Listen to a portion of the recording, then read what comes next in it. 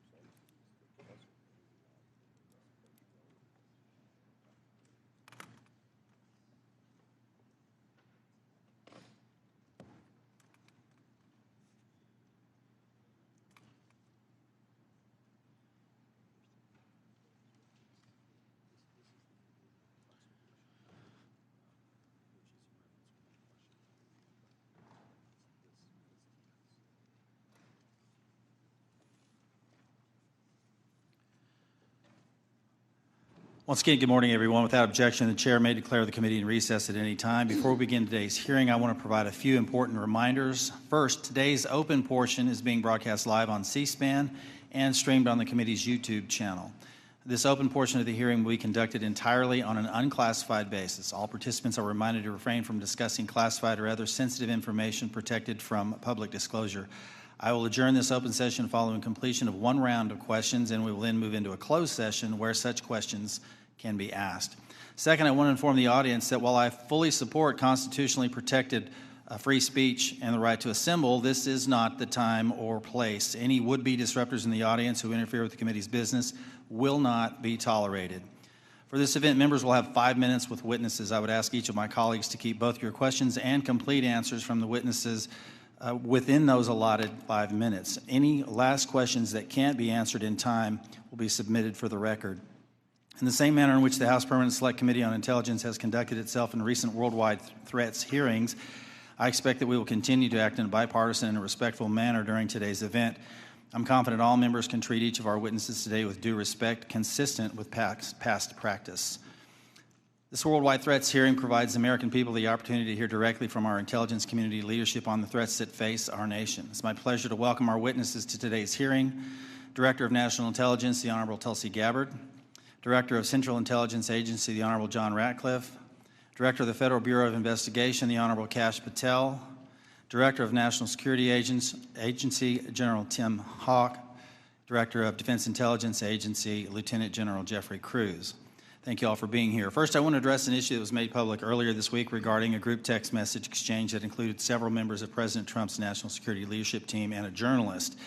Yesterday, our colleagues on the Senate Select Committee on Intelligence held their hearing on the annual threat assessment, and unfortunately, instead of exploring the real and existential threats that face our nation, which is the purpose of this hearing, this issue consumed most of their time. While I will address this topic further in my questions, it's my sincere hope that we use this hearing to discuss the many foreign threats facing our nation. I have deep concerns about the state of our national security. The war between Russia and Ukraine has just surpassed 3 years and now includes North Korean troops on the battlefield. Iran remains the world's largest state sponsor of terrorism, supporting terrorist organizations throughout the Middle East like Hezbollah and Hamas, fueling the latter's war with Israel and Gaza.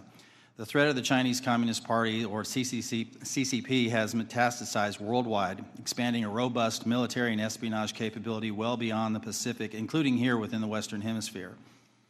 The CCP's aggressiveness in operations below the level of armed conflict continues to grow.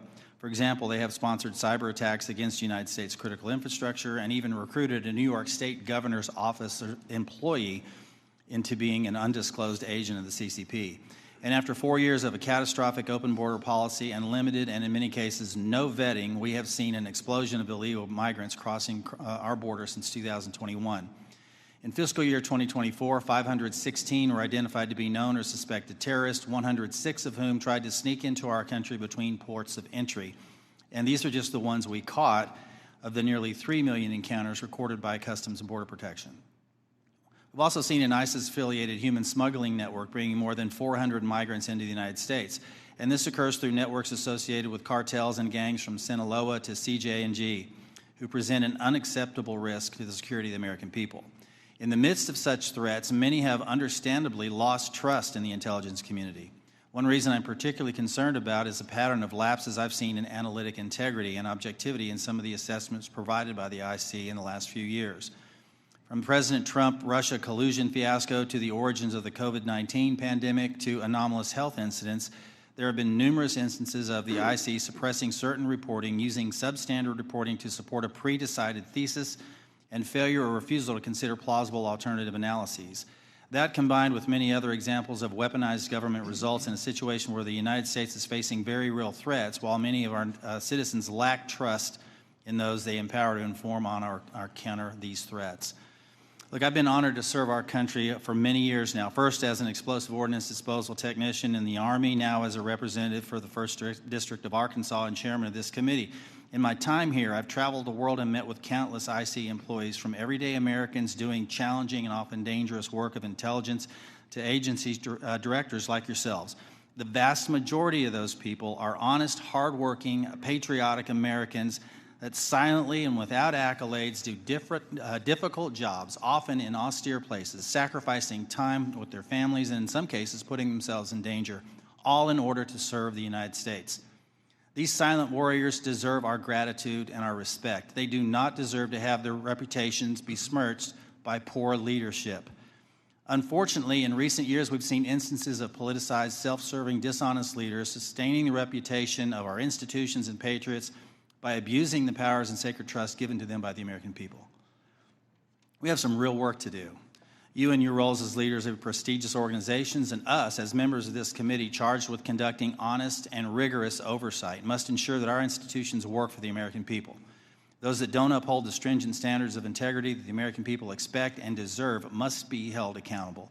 In the instances where trust is breached, those involved must be held accountable. This will help rebuild the trust between the American people and those that serve them in the intelligence community. Today, we need you to be candid about the threats facing the United States. I have deep concerns that many threats have been downplayed or not taken seriously enough for some time, particularly in the homeland and the Western Hemisphere. I look forward to hearing your assessment. Thank you again to our witnesses for being here today, and with that, I want to yield to the distinguished ranking member, Mr. Himes, for his opening statement. Thank you, Mr. Chairman, and good morning and welcome to our witnesses. As the chairman said, this hearing is an important opportunity for our committee and the American people to hear directly from the senior leadership of the intelligence community about the threats that our nation faces. I read the unclassified report, and I found a lot of continuity in the IC's assessment about critical threats to our national security compared to last year's assessment. The IC continues to see threats from our principal adversaries, China, Russia, Iran, and North Korea. I must say, though, that after these last 2 months, I'm worried that the call may be coming from inside the House. This report calls Russia, and I quote, an enduring potential threat to U.S. power, presence, and global interests. But as far as I can tell, we're now on Team Kremlin. We vote with them and against our allies in the United Nations. We humiliate President Zelensky in the Oval Office. The president's chief Russian negotiator, Steve Witkoff, is repeating Russian talking points and participating on a madcap signal chat about an attack on Yemen while inside Russia. USAID is gone, and with it, all American soft power. If I had time, I would ask the generals at this table about what it means to our national security to give up our soft power. We're no longer helping struggling nations in Africa. China, or worse, terrorists, are filling the vacuum. I wonder how many of those African countries will be named in next year's threat assessment. Thanks to DOJ, the men we paid to guard the most vicious ISIS terrorists in the world in Syria walked off the job. Do you think we'll see their names in this document next year? Elon Musk fired the people who maintain our nuclear weapons. Does that feel like a threat to you? Apparently, all of this mayhem is cheered by the President of the United States and by 20-somethings with laptops and nicknames like Big Balls. But I've been doing this for a long time, and I know that Moscow and Beijing and Tehran and Pyongyang cannot believe their luck. Now we come to learn that people in the most dangerous and sensitive jobs on the planet put extremely specific pre-decisional discussions about a military attack on signal, which could be intercepted by the Russians and the Chinese.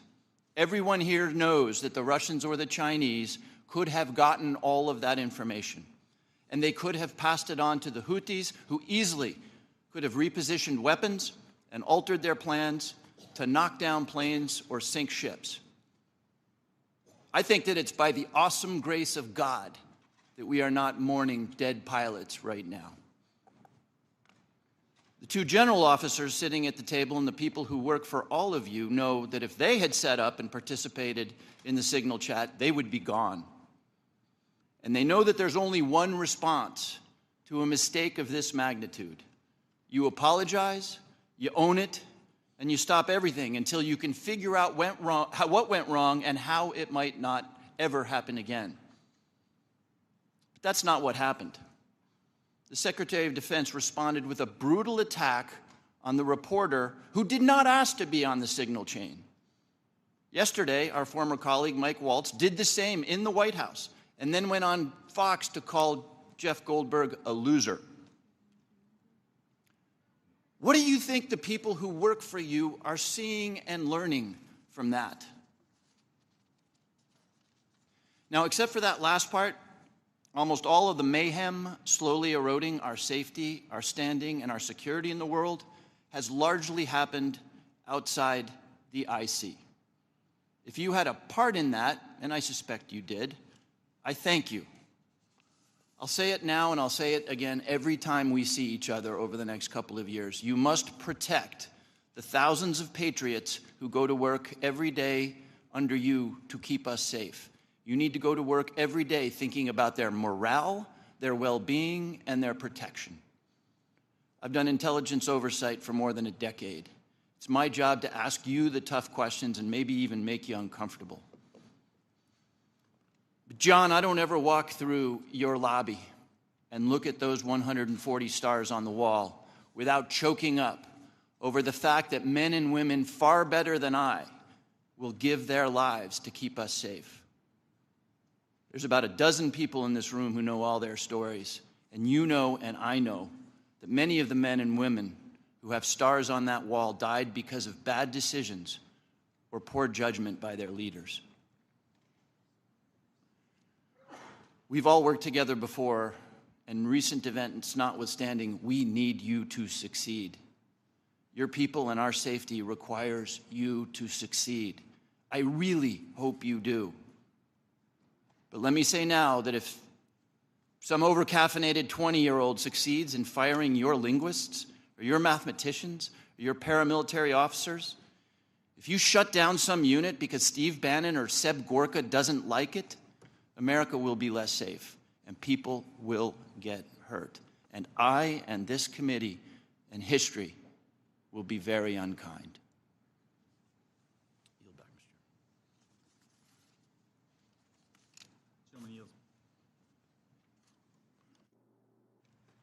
Gentleman yields. Now recognize Director Gabbard to make a statement on behalf of the intelligence community.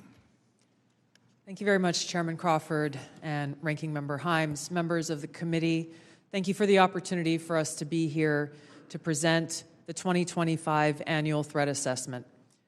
I'm joined here by my colleagues from the CIA, DIA, FBI, and NSA. Our testimony today offers the collective assessment of the 18 U.S. intelligence elements making up the U.S. intelligence community and draws on the intelligence collection and information available to the IC from open source and private sector and the expertise of our analysts. It evaluates what the IC assesses most threatens our people and our nation's ability to live in a peaceful, free, secure, and prosperous society. As you know very well, we face an increasingly complex threat environment that is threatening us here at home and our interests abroad. I'll begin by focusing on what most immediately and directly threatens the United States and the well-being of the American people: the non-state criminal groups and terrorists putting American lives and livelihood at risk. I'll then move on to focus on the key nation states who have the capability to threaten our security and the interests of the United States. Cartels, gangs, and other transnational criminal organizations in our part of the world are engaging in a wide array of illicit activity, from narcotics trafficking to money laundering, to smuggling of illegal immigrants and human trafficking, which endanger the health, welfare, and safety of everyday Americans. Based on our latest reporting available for the year-long period ending October 2024, cartels were largely responsible for the deaths of more than 54,000 American citizens due to synthetic opioids. Mexico-based transnational criminal organizations are the main suppliers of illicit fentanyl to the U.S. market and are quickly adapting to enforcement and regulatory pressures by using multiple sources and methods to procure precursor chemicals and equipment, primarily from China and India, many of which are dual-use chemicals used in legitimate industries. Independent fentanyl producers are also increasingly fragmenting the drug trade in Mexico. The ready availability of precursor chemicals and ease of making illicit fentanyl have enabled independent actors to increase illicit fentanyl production and smuggling operations in Mexico. Cartels are profiting from human trafficking and have likely facilitated more than 2 million illegal immigrants encountered by law enforcement at the U.S. southwest border in 2024 alone, straining our vital resources and putting the American people at risk. Criminal groups drive much of the unrest and lawlessness in the Western Hemisphere. They also engage in extortion, weapons and human smuggling, and other illicit and dangerous revenue-seeking operations, including kidnapping for ransom, forced labor, and sex trafficking. While some of these key drivers of migrants are expected to persist, heightened U.S. border security enforcement and deportations under the Trump administration are proving to serve as a deterrent for migrants seeking to illegally cross our borders. U.S. Border Patrol apprehensions along the southwest border in January 2025 dropped 85% from the same period in 2024. Transnational Islamist extremists such as ISIS and al-Qaeda and affiliated jihadi groups continue to pursue, enable, or inspire attacks against the United States and our citizens abroad and within the homeland to advance their ultimate objective of establishing a global Islamist caliphate. This includes heightened efforts to spread their ideology to recruit and radicalize individuals in the U.S. and the West. While the New Year's Day attacker in New Orleans had no known direct contact with ISIS terrorists, he was influenced and radicalized by ISIS ideological propaganda, as one example. Al-Qaeda and its affiliates continue to call for attacks against the United States as they conduct attacks overseas. These jihadist groups have shown their ability to adapt and evolve, including using new technology and tactics to spread their ideology and recruit new followers. A range of non-state cyber criminals are also targeting our economic interests, our critical infrastructure, and advanced commercial capability for extortion, other coercive pursuits, and financial gain. These actors are using a variety of tactics, including phishing, ransomware, and denial of service attacks to disrupt our systems and steal sensitive and lucrative information, using available technologies and taking advantage of U.S. cyber vulnerabilities. Ransomware actors last year, for example, attacked the largest payment processor for U.S. healthcare institutions, and another set of criminal actors conducted cyber attacks against U.S. water utilities. Some of these non-state cyber actors also operate as proxies for or emulate similar activities being carried out by major state actors. The IC sees China, Russia, Iran, and North Korea engaging in activities that could challenge U.S. capabilities and interests, especially related to our security and economy. They are in some cases working together in different areas to target U.S. interests and to protect themselves from U.S. sanctions. At this point, the IC assesses that China is our most capable strategic competitor. Under the leadership of Xi Jinping, the People's Republic of China seeks to position itself as a leading power in the world stage, economically, technologically, and militarily. Beijing is driven in part by a belief that Washington is pursuing a broad effort to contain China's rise and undermine CCP rule.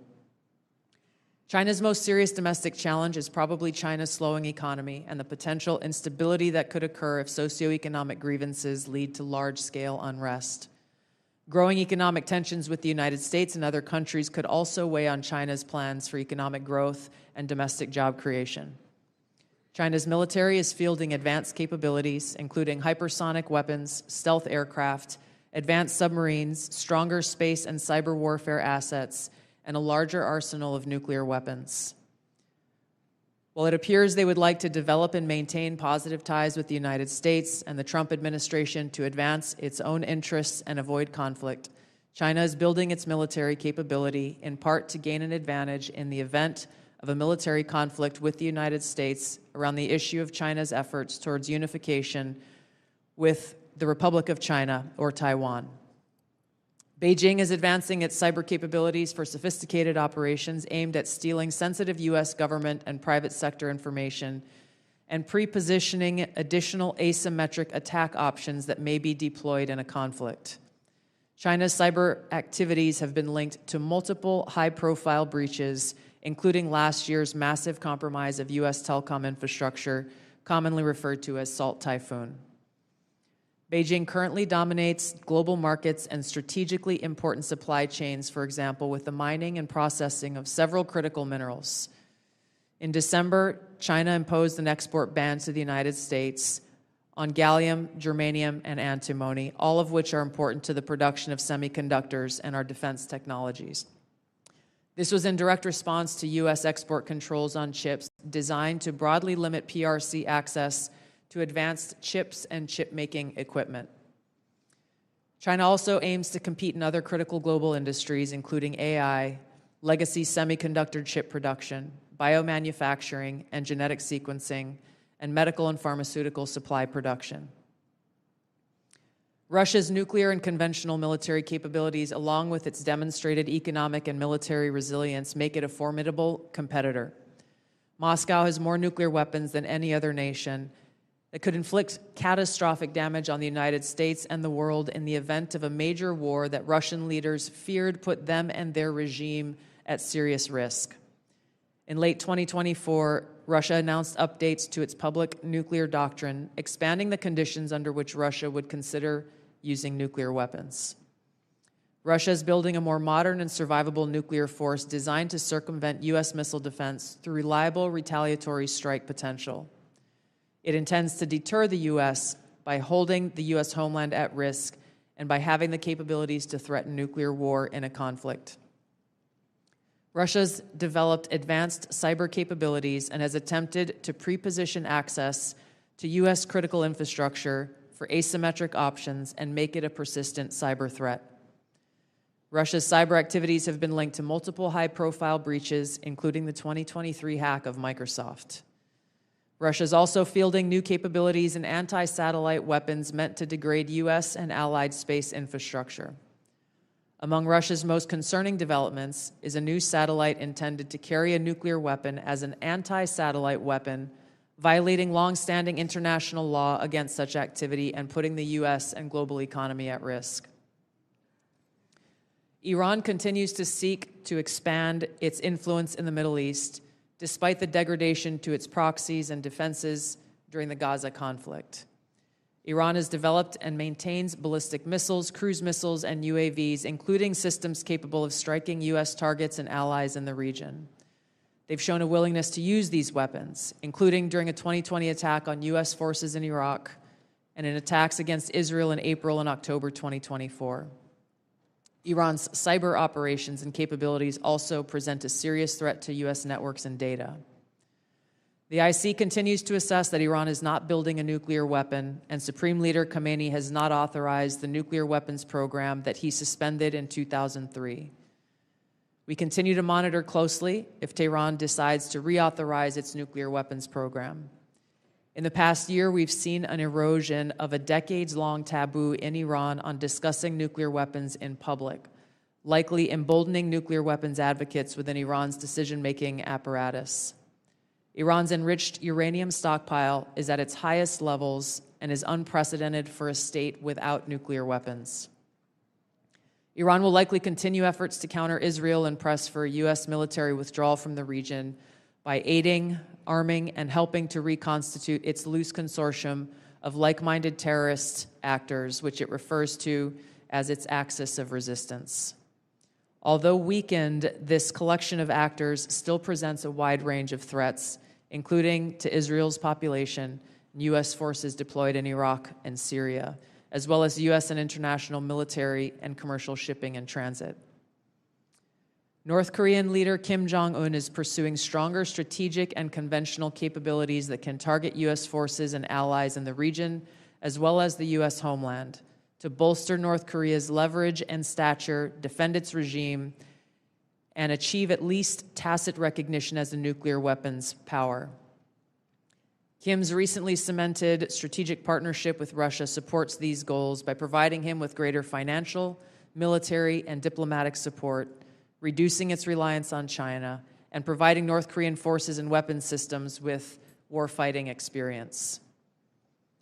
Kim views his strategic weapons advances, its deepening ties with Russia, and its economic durability as strengthening his negotiating position against Washington's demands for denuclearization and lessening Kim's need for sanctions relief. Since 2022, China, Russia, Iran, and North Korea have grown closer. Removing the accelerant of the war in Ukraine is unlikely to revert these bilateral relationships to a pre-war 2021 baseline, leaving room for new strategic priorities and world events to create new incentives or challenges to their expanded cooperation. Russia has been a catalyst for much of this expansion, driven heavily by the support it has needed for its war against Ukraine, including protection from U.S. and Western sanctions. In addition to exchange of military and other resource capabilities with North Korea, Russia has relied more heavily on China's financial and defense industry backing and has increased combined military exercises with China. With Iran, Russia has also expanded financial ties to mitigate sanctions.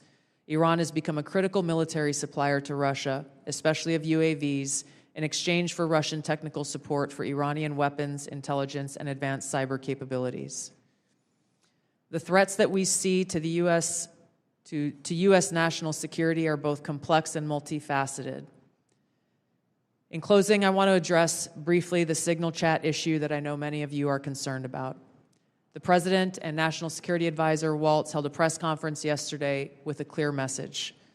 It was a mistake that a reporter was inadvertently added to a signal chat with high-level national security principals having a policy discussion about imminent strikes against the Houthis and the effects of the strike. The National Security Advisor has taken full responsibility for this, and the National Security Council is conducting an in-depth review along with technical experts working to determine how this reporter was inadvertently added to this chat. The conversation was candid and sensitive, but as the President and National Security Advisor stated, no classified information was shared. There were no sources, methods, locations, or war plans that were shared. This was a standard update to the National Security Cabinet that was provided alongside updates that were given to foreign partners in the region. The Signal Message app comes pre-installed on government devices. In December of 2024, CISA stated, quote, "We strongly urge highly targeted individuals to immediately review and apply best practices provided in the guidance to protect mobile communications, including consistent use of end-to-end encryption." And they named Signal as an app as an example of such an end-to-end encrypted messaging app. Ideally, these conversations occur in person. However, at times, fast-moving coordination of an unclassified nature is necessary where in-person conversation is not an option. I'm also aware that a lawsuit was filed yesterday on this issue. As a result of that pending litigation, I'm limited in my ability to comment further on that specific case. My Office of General Counsel will be in close contact with the Department of Justice on this matter. The most important thing to the American people and to all of us is the success of this military operation against terrorists who have been and continue to attack American service members was extremely successful, thanks to the leadership of President Trump and the actions of our brave men and women in uniform. As the heads of the American people's intelligence community, we will continue to provide the President, you in Congress, and our warfighters with timely, unbiased, relevant intelligence to keep our country secure, free, prosperous, and at peace. Thank you, Mr. Chairman. Thank you, Director Gabbard. We now turn to member questions. I'll recognize myself for 5 minutes. I want to talk about, before I get into the threats, I want to talk about something we've talked about in this committee and in this setting before. We've had IC agency leaders commit to complying with our document requests but not follow through. And I don't know if this is due to direction from previous administration or middle management obstruction, but I find it completely unacceptable. In fact, I had to subpoena the NSA in order to cooperate with our AHI investigation last year. As you all know, it's the charge of this committee to conduct rigorous oversight, and part of that oversight is to occasionally requires us that we request documents from your organizations to enable our investigations. We cannot adequately do our jobs without your partnership and your cooperation. General Hawk and General Cruz, we had this conversation here before last year, and I'm not satisfied with your responsiveness. Therefore, I'm going to ask that question again on the record in this open setting to each of you. Do I have your unequivocal commitment to cooperating with document or other information requests from this committee, General Hawk? You do, Chairman. Thank you, General. Director Patel. You do, Mr. Chairman. Director Gabbard. Yes, Chairman. Director Ratcliffe. Yes, you do, Chairman and Ranking Member. And I want to start by saying it's good to be back. It's good to see you. And as you all know, I have a special appreciation for the work that this committee does, having previously been a member. I also understand the importance of the oversight role that it has. And so you have my full commitment and my understanding about what your responsibilities are and my obligation to keep you fully and currently informed, and I will do that. Appreciate that. General Cruz. Chairman, of course, you have our continuing support on this critically important effort for the nation. Thank you. I appreciate that. I want to turn now to something that's a topic of conversation and really needs to be, and that's our own neighborhood here in our Western Hemisphere. I mentioned in my opening statement, I'm deeply concerned about encroachment in the Western Hemisphere, not just by China, but other adversaries like Russia and Iran, from Russian military cooperation with and support to Venezuela and Nicaragua, CCP-linked companies' acquisition of critical assets in Central and South America, Iran's defense agreement with Bolivia, the establishment of a technical military cooperation commission including Venezuela, Cuba, China, Russia, and Iran. And I could list several more alarming examples. I'm afraid we've focused so much of our attention across the world that we've lost sight of our own neighborhood, leading to the anti-American regimes gaining permanent footholds within striking distance of the homeland. So, Director Gabbard, to the extent that you can discuss it in this setting, what is the intelligence community's assessment of adversary encroachment in the Western Hemisphere? Thank you, Mr. Chairman. We'll be able to go into greater detail in the closed session, but the intelligence community assessment reflects what you have just detailed and outlined. The continued competition, encroachment, and investments that are occurring in the Western Hemisphere have rapidly increased and continue to pose a threat both to our economic interests and to our security. Every day there are new reports of further attempts. One just recently that came up yesterday with investments that are being made in the southeast part of the United States. Again, I'll go into this further in a closed setting, but the intelligence assessments that we are receiving are being shared with senior cabinet officials, Department of Energy, Commerce, Treasury, those who are working alongside us to not only monitor, but to determine the best policies that will protect our interests.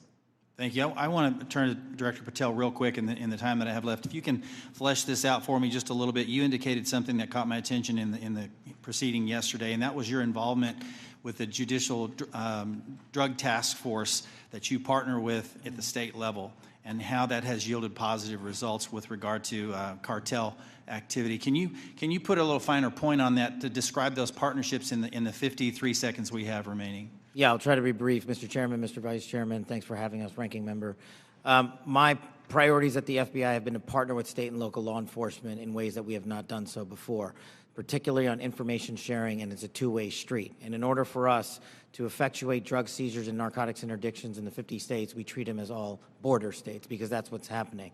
We have an American citizen die of a drug overdose every 7 minutes. That is wildly out of control and unacceptable. But the FBI cannot do that mandate and secure the American people from Washington, D.C. So we're putting resources in the field. We are working with our partners at the state and local level. And we are seeing immediate results, as we are seeing in Arkansas, as I outlined yesterday, with hundreds of arrests, thousands of pounds of narcotics seized, dozens of weapons, and multiple indictments. Thank you, Director. I'm going to yield and recognize Ranking Member Himes for 5 minutes. Thank you, Mr. Chairman. If there's something I care as much about as the national security of the United States, it's the powers and prerogatives of this Congress and its oversight duties. So I want to spend a minute or so on yesterday's testimony in front of the Senate and direct these questions in particular to Director Patel and Director Gabbard. Yesterday, Senator Heinrich asked, did this conversation, referring to the signal chat, include information on weapons, packages, targets, or timing? Director Patel, you said not that I'm aware of. Director Gabbard, you said same answer. This morning we learned that the signal chat included the following update, forward-looking update from the Secretary of Defense. Time now, 11:44 Eastern Time. Weather is favorable. Just confirmed with CENTCOM. We are go for mission launch. 12:15 Eastern Time. F-18 launch. First strike package. 13:45 trigger-based F-18. First strike window starts. Target terrorist is at his known location, so should be on time. Also, strike drones launch. MQ-9s. 14:10. More F-18s launch. Second strike. Do either of the directors want to reflect? Senate, you were on this. You were on the signal chat, correct? No. Okay, but did you review the material on the signal chat? No, I wasn't on it. Director Gabbard? Yes, Ranking Member. My answer yesterday was based on my recollection or the lack thereof on the details that were posted there. I was not, and what was shared today reflects the fact that I was not directly involved with that part of the signal chat and replied at the end reflecting the effects, the very brief effects that the National Security Advisor had shared. So it's your testimony that less than 2 weeks ago you were on a signal chat that had all of this information about F-18s and MQ-9 Reapers and targets on strike, and you in that 2-week period simply forgot that that was there. That's your testimony? My testimony is I did not recall the exact details of what was included there. That was not your testimony. Your testimony was that you were not aware of anything related to weapons packages, targets, and timing. As the testimony yesterday continued on, there were further questions related to that, where I acknowledged that there was conversation about weapons, and I don't remember the exact wording that I used, but I did not recall the specific details that were included. Director Gabbard, you've reasserted that there was no classified information. I think we can all agree that that information shouldn't have been out there. But let me ask you this. Are you familiar with the ODNI's classification guidance? I'm familiar with it. I've actually got a copy right here. If I read you a part of that guidance, I wonder if you could tell me what the level of classification indicated is. I'm reading from your classification guidance. And the criteria is information providing indication or advance warning that the U.S. or its allies are preparing an attack. Do you recall what your own guidance would suggest that be classified? I don't have the specifics in front of me, but it would point to what was shared would fall under the DoD's classification system and the Secretary of Defense's authority. So let me help you, because there's a very clear answer. And what is not. I guess you don't have it, but information providing, this is the ODNI guidance, information providing indication or advance warning that the U.S. or its allies are preparing an attack should be classified as top secret. Do you disagree with that? I don't disagree with that. I just point out that the DoD classification guidance is separate from the ODNI's classification guidance. Do you think it would be materially different? Ultimately, the Secretary of Defense holds the authority to classify or declassify. Do you think it's likely that DoD guidance is materially different from what I just read? I haven't reviewed the DoD guidance, so I can't comment.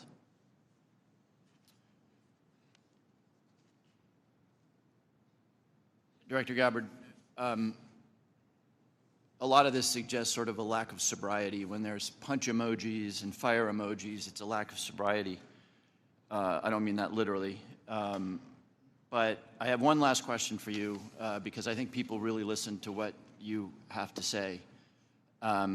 You, on March 15th, as DNI, retweeted a post from Ian Miles Chong, who is listed on RT, that's Russia Today's website, as, quote, a political and cultural commentator who has contributed content to RT since at least 2022. Director Gabbard, do you think that it's responsible for you as head of the intelligence community and the principal presidential intelligence advisor to retweet posts from individuals affiliated with Russian state media? That retweet came from my personal account, and I would have to go back to look at the substance of the tweet. Can I, just so that we don't have a lack of confusion amongst our allies and enemies and us, can I act perhaps that you not think that you should be saying one thing on your personal account than you say officially? I maintain my First Amendment rights to be able to express my own personal views on different issues. Thank you. I yield back, Mr. Chairman. Gentleman yields now. Recognize the distinguished Vice Chairman, General Kelly. Yeah, I'd now, for the first 30 seconds, Mr. Ratcliffe, or Director Ratcliffe, formerly known as Texas, from this Mississippi guy, I'd like to give you 30 seconds if you have anything to respond to what Ms. Gabbard Director Gabbard, I'm sorry, just said. Well, Mississippi, it's good to see you again, and I appreciate the opportunity. You know, there's so much talk about this Atlantic article and about things that were said and that could have happened instead of a focus on what did happen. So my responsibility as CIA director, one of its responsibilities is to kill terrorists. And that's exactly what I did along with President Trump's excellent national security team. That's what we should be focused on. With regard to that article, I also would appreciate the opportunity to relay the fact that yesterday I spent 4 hours answering questions from senators as a result of that article that were intimating that I transmitted classified information because there were hidden messages. Those messages were revealed today and revealed that I did not transmit classified information, and that the reporter, who I don't know, I think intentionally intended it to indicate that. That reporter also indicated that I had released the name of an undercover CIA operative in that signal chat. In fact, I had released the name of my chief of staff, who is not operating undercover. That was deliberately false and misleading, and I appreciate the opportunity to reflect that my answers haven't changed. I used an appropriate channel to communicate sensitive information. It was permissible to do so. I didn't transfer any classified information. And at the end of the day, what is most important is that the mission was a remarkable success, is what everyone should be focused on here, because that's what did happen, not what possibly could have happened. Thank you, Director Ratcliffe. Director Patel, thank you for the great job that you've done. So, first of all, your coordination and trying to comply with the letter that was sent last year and the year before asking for the baseball shooting, of which what I got was basically what happened on the field, and I was there, so I don't need to know that, although no one from the FBI ever talked to me about what happened. They talked to people who were not there. But I appreciate your commitment to getting us the full unredacted report, or the redactions, or to protect innocent people who are not part of the process, not the people who made decisions to classify that as suicide by cop, as opposed to an assassination attempt of many members of Congress, of which I was one.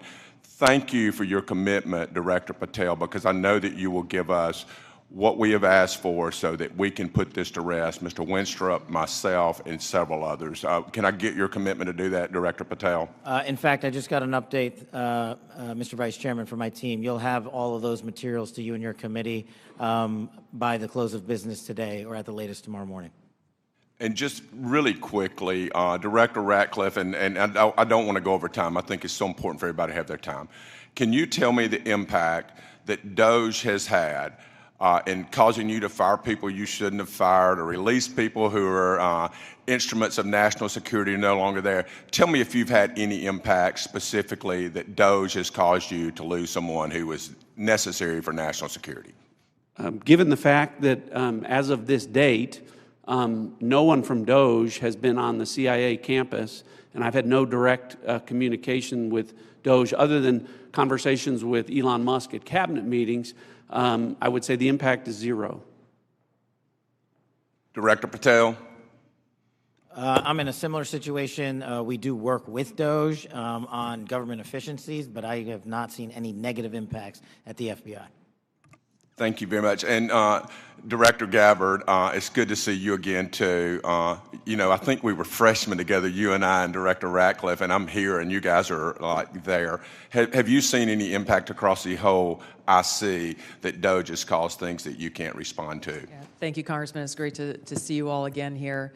The answer is no. Similar with Director Ratcliffe, DOGE has not been at ODNI. The President understands the essential national security mission that we have, and we are going through our own internal assessments to ensure we're achieving the effects in an efficient way that is responsible to the American taxpayer. Yield back, Mr. Chairman. Gentleman yields. Mr. Carson. Thank you, Chairman, to the witnesses, many of whom I've worked with in the past. It appears that this year's report omitted any discussion of transnational concerns like global health security, infectious diseases, and the role of conflict, violence, and political instability play as drivers of migration.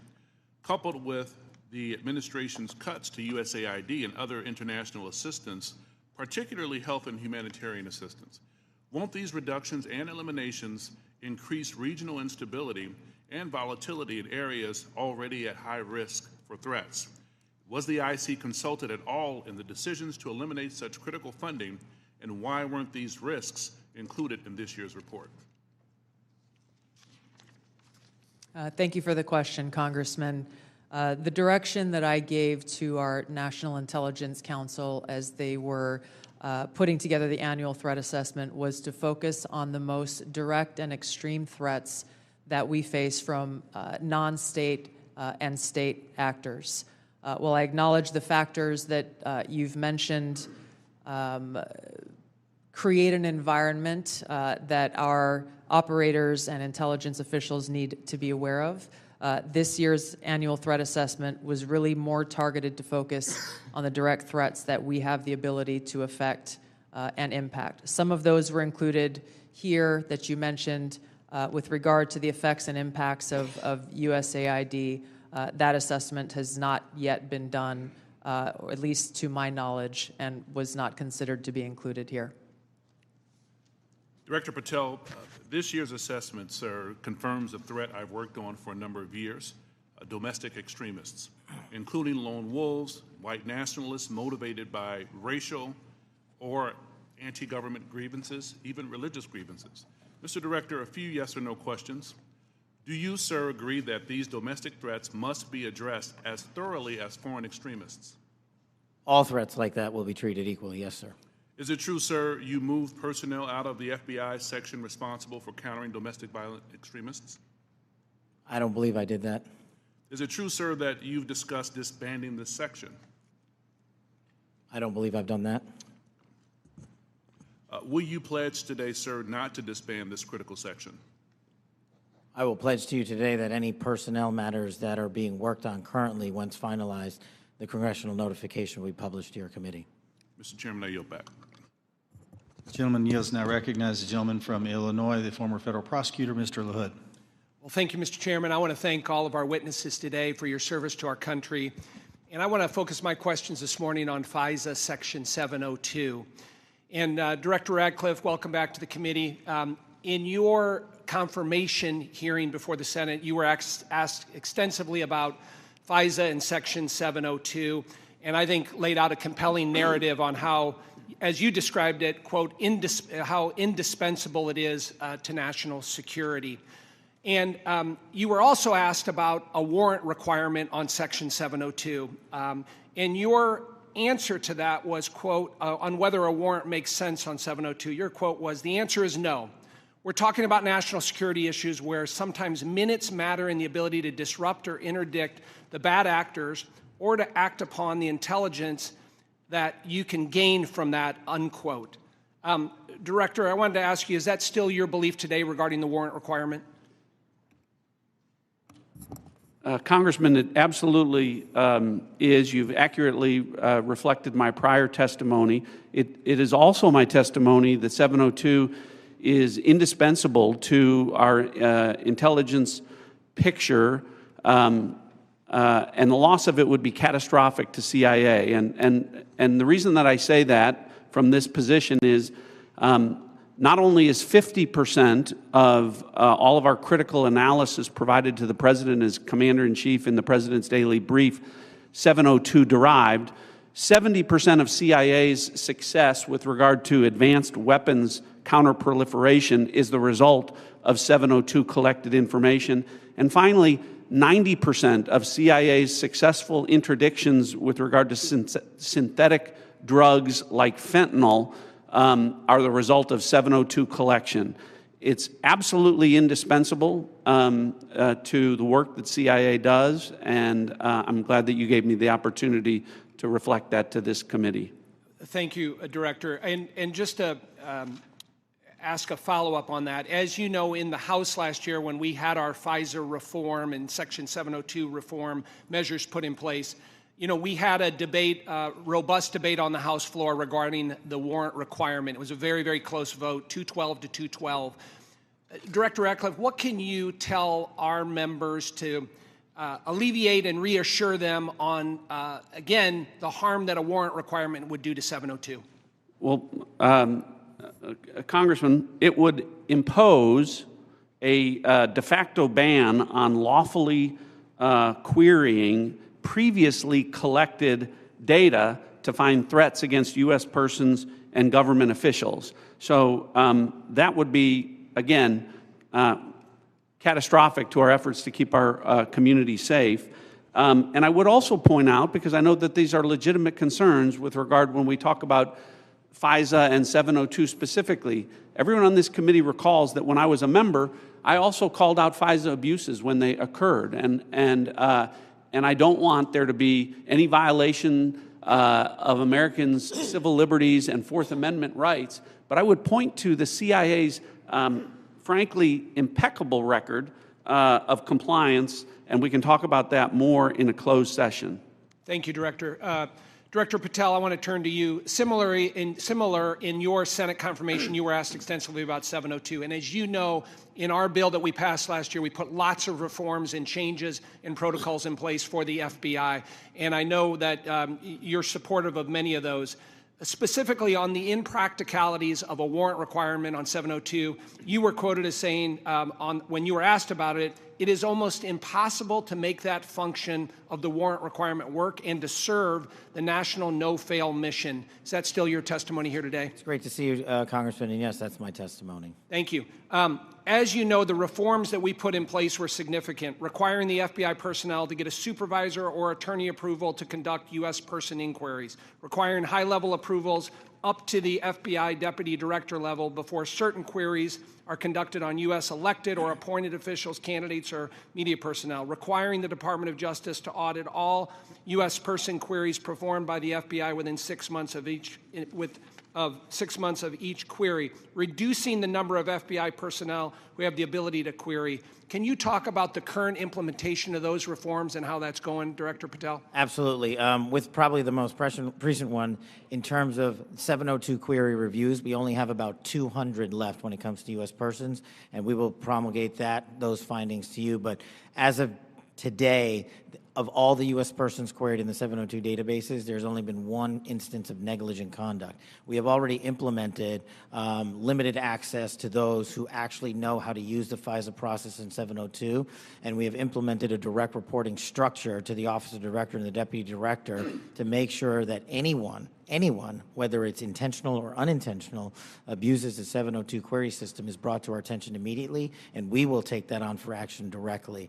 And in terms of piggybacking off Director Ratcliffe's The public defender in me realizes the importance of constitutional due process more than anyone. The staffer in me from the House Intelligence Committee may be the only person who has worked more on FISA reform and exposing FISA abuse in modern congressional history. And the terrorism prosecutor in me and the JSOC civilian in me tells me that we cannot do away with 702 or FISA Title I and Title III, but we can work with you and your committee to make it better. I don't know all those ideas. I don't have all those answers, but you have my commitment that we will use it appropriately going forward. Thank you, Director. I yield back. Gentleman yields. Mr. Castro. Thank you, Chairman. Tulsi, you and I came into the Congress together in 2013. And Kash, you and I was serving on the Intelligence Committee when you worked on the Intelligence Committee.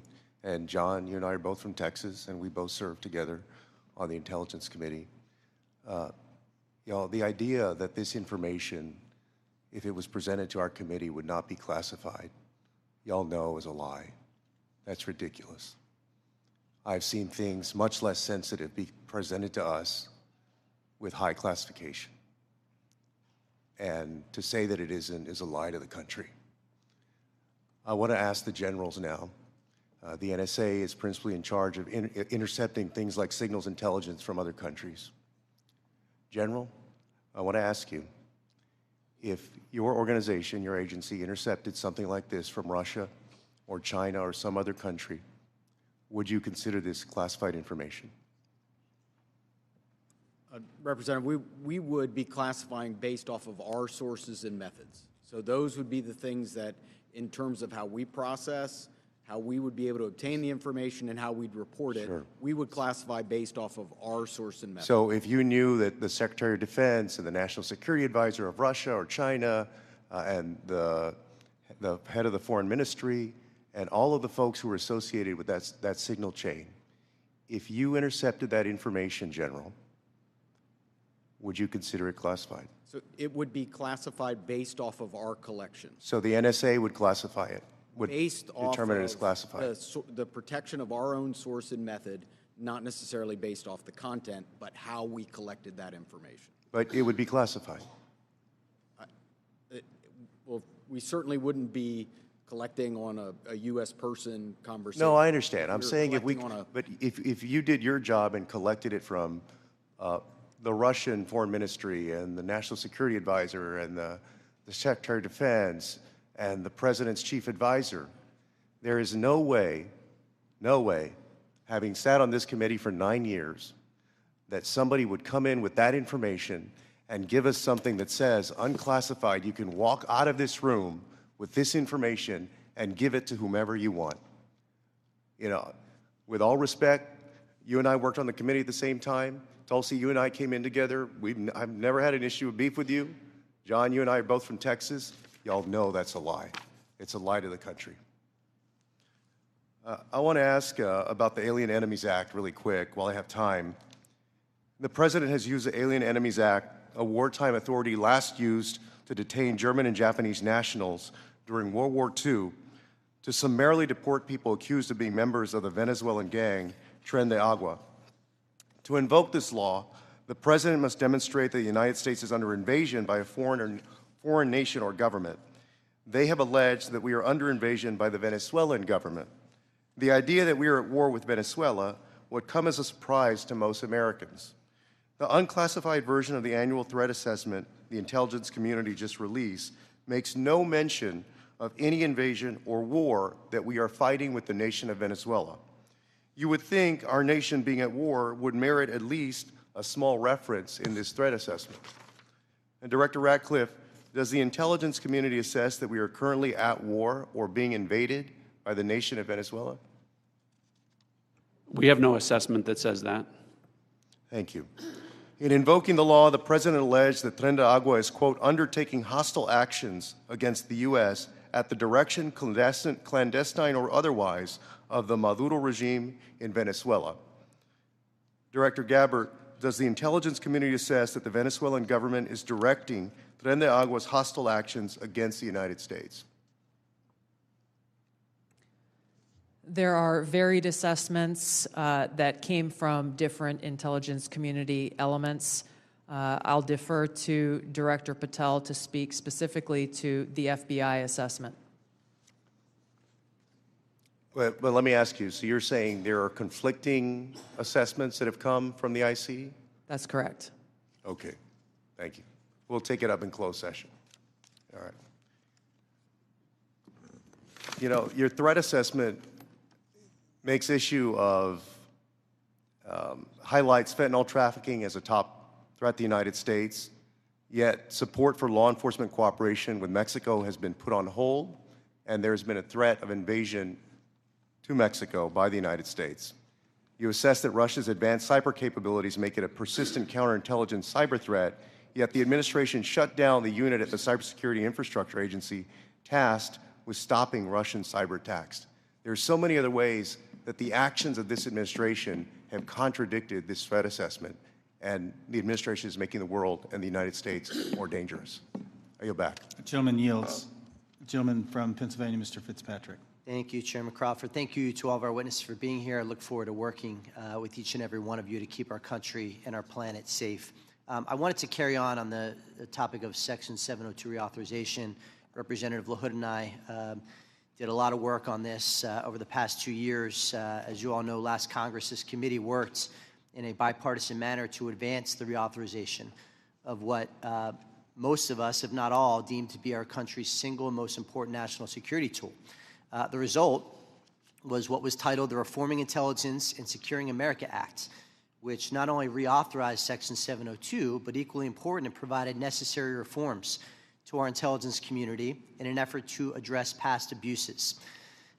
This was the largest single reform of the FBI and the IC in a generation, making sure that there are appropriate compliance guardrails that enhance accountability while still protecting the critical tools necessary for our nation's security.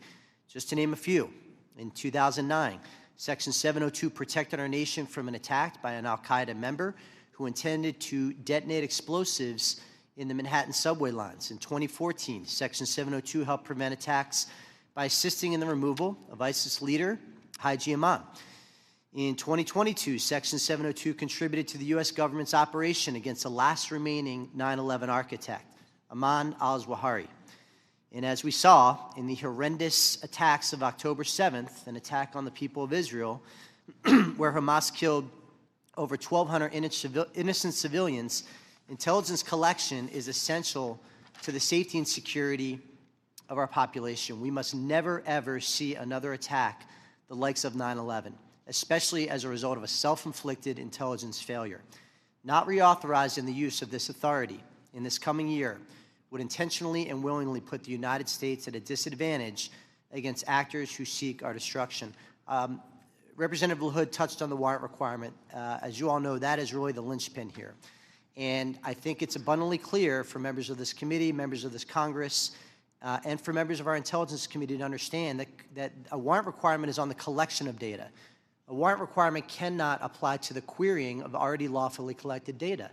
To follow that theory to its logical extreme would be to say that a police department who has an evidence locker containing lawfully collected data has to get a warrant to re-enter that evidence locker. It'd be akin to say to a police officer they cannot run a license plate, which is querying off of lawfully collected Department of Transportation data without getting a warrant. It would shut down the courts, it would shut down law enforcement, it would make our country much less safe. So I want to ask Director Patel, Director Ratcliffe, I want to yield the floor to you as we will be working with all of you, particularly your two agencies on reauthorization, to share your thoughts.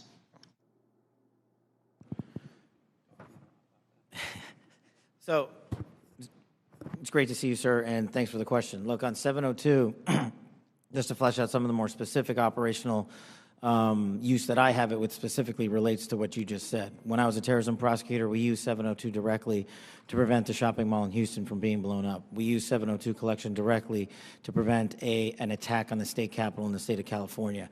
And those individuals were prosecuted and are currently in prison.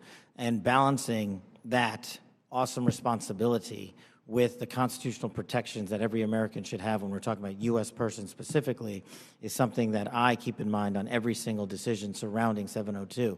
But as Director Ratcliffe stated, and has been my experience, while I understand and appreciate the concerns for the warrant requirement based on U.S. persons, If there is a solution that allows that to happen in real time, then we can have that discussion. But I have not encountered one, and thus it obviates the need in my perspective, in my mission set to protect the American people and hunt down criminals in its application. So where it is now with the reforms y'all have implemented, we've done a great job on protecting American civil liberties, and I'm always open to, and I do believe we can do some more. Director Ratcliffe. Good to see you again, Congressman. I agree with Director Patel's comments with regard to that. I'll start out by saying, obviously, in this role, I'm not a policymaker, but at the appropriate time, when this comes up for renewal, I think I made it clear and will make it clear from the CIA's perspective the indispensability of 702 as a tool to providing the commander-in-chief an accurate picture of the threat environment. You mentioned some examples of 702 success. When we get into the classified session later this afternoon, I have some further examples of 702 success that we can talk about, and I think that reflects my position. Thank you all. I yield back. The gentleman yields. Mr. Krishnamurthy. Good morning. Thank you, Mr. Chair, and thank you to our witnesses for coming. Thank you for your service.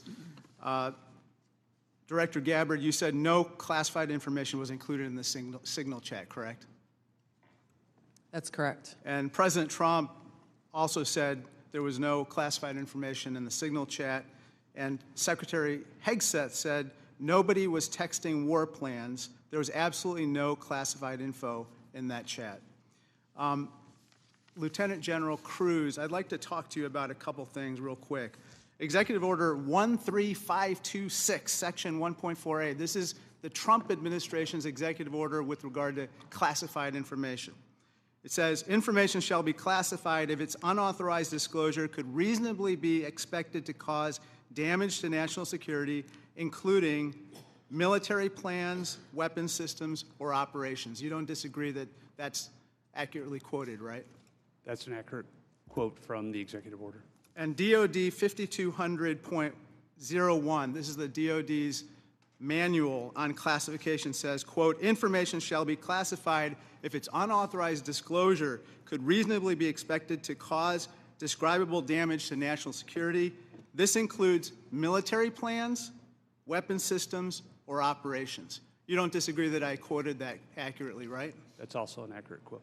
Can I show you I'd like to show you the text that Secretary Hegseth actually published to the world. Now, Lieutenant General Cruz, as Ranking Member Himes said, it says, time now, weather is favorable, just confirmed with CENTCOM we are a go for mission launch. Then it says at 12:15 Eastern, F-18s launch first strike package. F-18s are military systems, correct? Weapon systems. They are. Okay. 1345, trigger-based F-18 first strike window starts. Target terrorist is at his known location, so should be on time. Also, strike drones launch, MQ-9s. MQ-9s is a weapon system, correct? They are. Okay. I think applying the executive order as well as the DOD manual to this fact pattern, we clearly have weapon systems that have been identified. That is classified information. Now, the reason why it's important that this information not be disclosed is that we don't want the adversaries to know what's about to happen, right, sir? Well, I would draw a small distinction there. You referenced and asked if that platform, those two platforms, are weapon systems. They are, but those terms are used all across the globe in a lot of contexts. So it's really about how they're used in the context of this particular document. I just want to clarify that the use of those terms, I understand. Yeah. In this situation, those are operational details. They are operational details, but again, as you quoted the DOD instruction, it's about operations. So as you further go down into what are the operational details, I think as we had a discussion yesterday, the important aspect, I think all of us are very familiar. This is classified information. This is classified information. It's a weapon system as well as sequence of strikes as well as details about the operations. And so I think that just piggybacking off of what some other members have said, using the DOD's manual as well as the executive order in operation today with the Trump administration, this text message is clearly classified information. Secretary Hegseth has disclosed military plans as well as classified information. He needs to resign immediately. He needs to resign immediately, and a full investigation needs to be undertaken with regard to whether other similar signal chats are occurring in this administration. I'd like to turn my attention to another topic. Director Patel, according to the DOJ, in 2022, the FBI-led Joint Terrorism Task Force, JTTF, in my hometown of Chicago, valiantly led efforts to prevent a plot to attack Naval Station Great Lakes in Illinois. You don't dispute that, do you, sir? I'm not familiar with it, but I don't dispute what you're telling me. Thank you. A memo obtained by ABC 7 News of Chicago said that this task force will now be, quote, actively supporting, close quote, the Department of Homeland Security and its immigration enforcement. You don't dispute that either, do you? I'm just not familiar with it, sir. Okay. Sir, I just have to say, the DOJ has now tasked JTTFs to shift some resources to immigration enforcement efforts. And I don't say this lightly, if there's a terrorist attack anywhere in the country, including in Chicago, and it was because the JTTFs in part shifted resources, they'll be held to pay. Thank you, sir. Gentleman's time's expired. Gentleman from Georgia, Mr. Scott. Thank you, Mr. Chairman. Director Gabbard, was the target terrorist named in the text, or was it simply referred to as target terrorist? The target was not named. Thank you. Was the location named? Congressman, no locations were named. Thank you. Director Patel, there was a specific accusation made about how close we are working with Mexico currently. My understanding, and I want to congratulate you on this, and I think it shows a shift of focus at the FBI since you've taken over to what it should have been doing all along, which is chasing the 10 most wanted that are threatening our country. My understanding is that 2 of the 3 were actually arrested in Mexico and are being extradited back to the United States. Is that correct? Yes, sir. We have been working. One of the first meetings I took as FBI director was my counterpart, Secretary Farouche in Mexico. And subsequent to that, we have repaid or extradited or expelled from Mexico 2 top 10 of the FBI's most wanted list and 33 other criminals. Well, it sounds to me like we're working closer with them today than we have in the last several years, and that the focus of the FBI has shifted to actually protecting American citizens instead of arresting pro-life protesters. Our mission is to find violent criminals wherever they are, and if they're in Mexico, we're going to get them.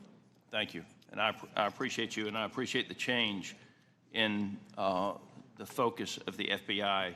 I want to talk with you a little about the counterintelligence threats, one of which was an active duty U.S. Army soldier charged with conspiring to transmit national defense information to individuals located in China. What can you say in this setting, or can you briefly explain your work with interagency partners to identify and neutralize counterintelligence threats in the United States around this example? For me, sir? Yes, sir. So generally speaking, on counterintelligence and countering espionage, whether it's from adversaries like the CCP, Russia, Iran, or otherwise, we have prioritized them as an equally violent criminal enterprise seeking to do harm to our critical infrastructure and also to exploit and steal our data, whether it's government or private personnel. And so we have expanded our resources into them and working with the interagency to make it a priority. Thank you. I want to move on to the issue of the threshold of parole under the previous administration and the number of illegal immigrants that have come into this country, including people with known membership in terrorist groups. For those individuals that pose a risk and that we have captured and are being deported, are we sharing the biometric and biographic information with our allies to mitigate their ability to relocate or operate abroad? What we are doing at the FBI is sharing the information we're allowed to with our Five Eye partners, and then on an individual basis, we are trying to share information with other partners who deemed individuals that they find of consequence. Okay. As you move further into your position, if you have additional recommendations on how we better share information, please let us know. Yes, sir. Director Ratcliffe, China's influence on the Panama Canal has increased since 2017. Panama became the first Latin American country to sign on to China's Belt and Road Initiative. Can you talk about not just China embedding itself into the various canal-related sectors and operations, but what other areas in Central and South America have China and others increased their presence, and what examples concern you the most? Thanks, Congressman. Appreciate the question. I do want to comment. The question before about cooperation with Mexico, it's really across the IC. When Mexico's Secretary General Omar Harfuch, head of Mexican security, was here, he not only met with Director Patel, he met with Director Gabbard, and he met with me. So we have been working on that, again, to the benefit of both our countries. To your point, the PRC throughout Central and South America continues to attempt to use its soft power to gain a foothold. They use direct aid to countries that need it. They also provide funding to universities to get a foothold to create influence. And you mentioned the Panama Canal, and you've seen the diplomatic efforts of the administration to address that and push back on PRC ownership of the canal locks. But that ties into what the IC is doing. In these instances, it's important for us, Congressman, to the best way we can operate is to provide intelligence to countries in Central and South America, to provide them with briefings, which we do, to provide them with tailored analysis of our intelligence about how China is manipulating them, about how China is hacking them, the things that China is doing to gain a foothold, and Russia and Iran throughout that area. So the CIA is very much focused on that. Gentleman's time's expired. Mr. Crow. Thank you, Chairman. General Hawk, the NSA recently warned its employees not to use the Signal app. Is that correct? What we did, Congressman, is we put out cybersecurity advisories on a whole host of systems. On the Signal app that was included in that advisory, right? What we've done is we've put out an advisory on how to use the Signal app and other encrypted applications, because we do encourage our employees and their families to use encrypted. Because there's risk to that app. There are. Okay. General Cruz, DOD also issued a warning about vulnerabilities to the Signal app recently, correct? That's correct. Okay. Director Gabbard, you were on the Signal text chain in question, correct? Yes. As was Mr. Witkoff, the administration's lead negotiator with the Russians, correct? Yes. And at the time, Mr. Witkoff was actually in Russia during this chat discussion, was he not? I was not aware of that. Was he on his personal phone at the time? I don't know. Well, it's my understanding that he was indeed in Russia. Director Gabbard, you were also traveling during this discussion, correct? Yes. And where were you? I was traveling through the Asia-Pacific region. I don't recall which country I was in at that time. You don't remember the country? I'd have to go back and look at the schedule. Director Gabbard, I want to direct your attention again to the text chain where it says, just confirmed with CENTCOM, we are a go for mission launch. Does that indicate to you that there is about to be a military operation? Yes. Director Gabbard, earlier in this hearing, we heard about the DOD's classification standards. I want to now turn my attention to your classification standards. You're the Director of National Intelligence. The Office of the Director of National Intelligence classification guide says, quote, information providing indication or advance warning that the U.S. or its allies are preparing for an attack, end quote, is to be classified as top secret. Are you familiar with that? Yes. Director Gabbard, have the Houthis indicated an ability to shoot down American aircraft? Yes. They have in fact done so, haven't they? Yes. Including MQ-9 Reapers, haven't they? That's correct. And that was one of the systems used in the attack recently that's the subject of this discussion, is it not? Correct. General Cruz, are you familiar with this system? I'm not wearing my glasses at the moment, but... Well, I'll help you out. This is an SA-3 anti-aircraft system. Correct. Are you familiar with this next system?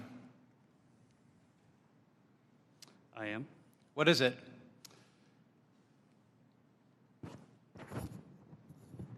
I'm going to have to ask you. It's to an help me. SA-6. I'm going to guess that This is also an advanced anti-aircraft system, is it not? It is. It was used widely in the Balkans in the 90s, correct? And the Houthis also have this system, don't they? They certainly do. And they've employed it against our aircraft, have they not? They have attempted to, correct. I spent my life in service to this country. I deployed 3 times to combat in service to this nation. I learned in that time in service that responsibility is core to leadership. You accept responsibility when things go wrong. You admit mistakes. You set the standard from the very top. It is completely outrageous to me that administration officials come before us today with impunity, no acceptance of responsibility, excuse after excuse after excuse, while we send our men and women downrange to do incredibly difficult, incredibly dangerous things on our behalf. And yet, nobody is willing to come to us and say this was wrong. This was a breach of security and we won't do it again. It is outrageous and it is a leadership failure, and that's why Secretary Hegseth, who undoubtedly transmitted classified, sensitive operational information via this chain, must resign immediately. There can be no fixes, there can be no corrections until there is accountability, and I'm calling on the administration to move forward with accountability. I yield back. Gentleman yields. Gentleman from Texas, Mr. Crenshaw. Thank you, Mr. Chairman. Thank you all for being here. Good to see many of you again, and thank you for enduring 2 long days. I will note I always use fire emojis when I see terrorists getting killed. And I want to talk about cartels. This is a subject that is near and dear to my heart. I've been investigating it thoroughly for the last couple of years, and I'm glad to see that it's mentioned in all of your opening statements. I mentioned it at the very beginning of the threat assessment. There's a lot to work on here. One of our task force, we had a cartel task force in Congress. One of our key findings was that there needs to be a centralized, maybe call it authority or maybe call it office, maybe call it cartel czar within the administration that actually coordinates all the very different aspects of fighting this battle. Has anything like that been talked about? I'll go to you, Ms. Director Gabbard. Thank you, Congressman. It's good to see you again. This is very much central to the conversations and planning and execution of the President's focus on targeting the cartels and the threats that they pose to the American people. Homeland Security task forces are being set up that include across the government integration. I can speak from my standpoint from the intelligence community, and our National Counterterrorism Center is leaning heavily forward into gathering and consolidating and integrating the intelligence that comes from DEA and others who've been working this issue for a while to make it so that it can be shared and integrated through the federal, state, and local law enforcement equities who are going after this problem. Yeah, we'll talk a lot more about that exact thing in closed session, but at a higher level, our recommendation is there needs to be someone at a much higher level that coordinates state, DOD, CIA, FBI, Homeland. It's a massive problem, one I'm all too familiar with. Director Patel, the FBI is tasked with working foreign corruption charges. In the past administration, the FBI told me they actually don't focus on Mexico very much. Because, and now in their defense, they say the reason is because they won't get anything out of it, because they don't have a cooperative government to work with. I think a lot has changed. Do I have your commitment that we will at least start following up on those, because the judiciary system in Mexico is a key component in our failures to address the cartels. You do, Congressman. Apologies for not getting back to you sooner. You're good. Appreciate it. I also want to ask you that the FBI has disrupted an alarming number of terrorist attacks in the last year, last 2 years. Great on the FBI for doing that. I don't think many Americans realize how good the FBI has been at this. But this also gets to the conversation earlier about FISA 702. One of the main arguments I wanted to argue with my colleagues on this was, when you have a warrant process for the query, what you will fail to do is connect the dots between the domestic and the international threat. And those connections are there, as we see all the time. Would you agree with that we need to maintain that process in a responsible way, of course? I do, sir. I appreciate that. Director Gabbard, in my remaining time, I want to ask you, because of my, and this may go to our General Cruz as well, because of my work on energy and commerce, we have an issue there with broadband spectrum auctions, and of course this affects our intelligence community in a very large way, and our DoD. Getting right to the question here, how much, if any, spectrum can the DoD give up without having a significant effect on the administration's prioritization of lethality and deterrence? I'll defer to General Cruz, specific to DoD. I certainly wouldn't want to speak for all of DoD, and I think the committee is already in a fantastic conversation with the DoD on that issue.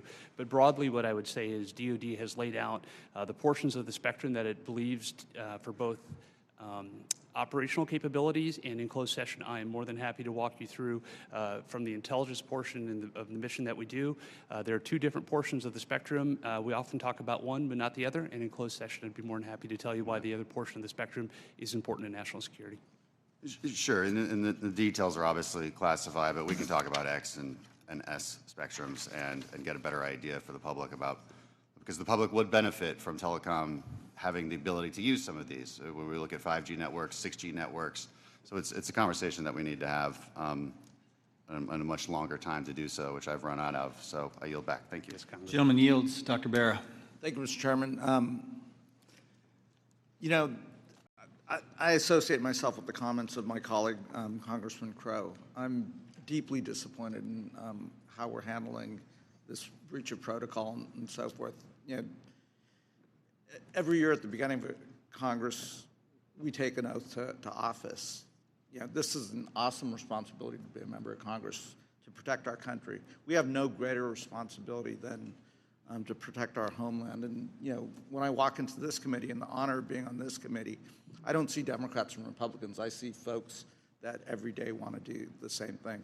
But as Congressman Crow suggested, the mark of leadership, and we all are leaders in this room, is to accept responsibility when mistakes happen. And that signal chat was a mistake. I'm not here to impugn your character. You were all nominated by the president. You were all confirmed by the president. But we have an awesome responsibility and incredible responsibility to the American people. And then given that we are the United States of America, we have a responsibility to the world.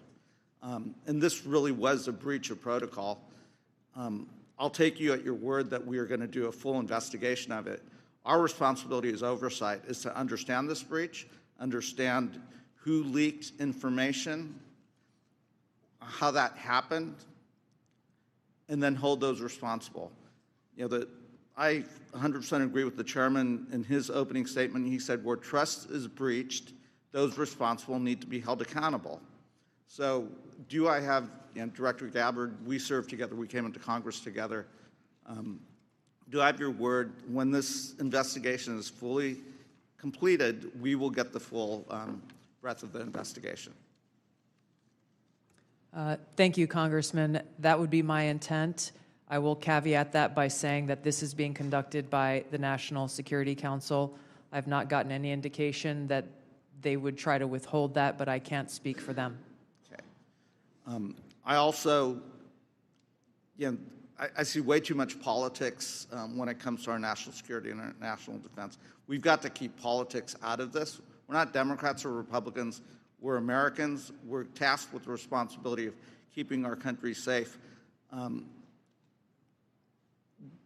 Director Gabbard, you have an awesome responsibility here to advise the president, to collate all the information, everything that the IC is providing, and provide that best advice and guidance to the President of the United States. We have to keep politics out of this.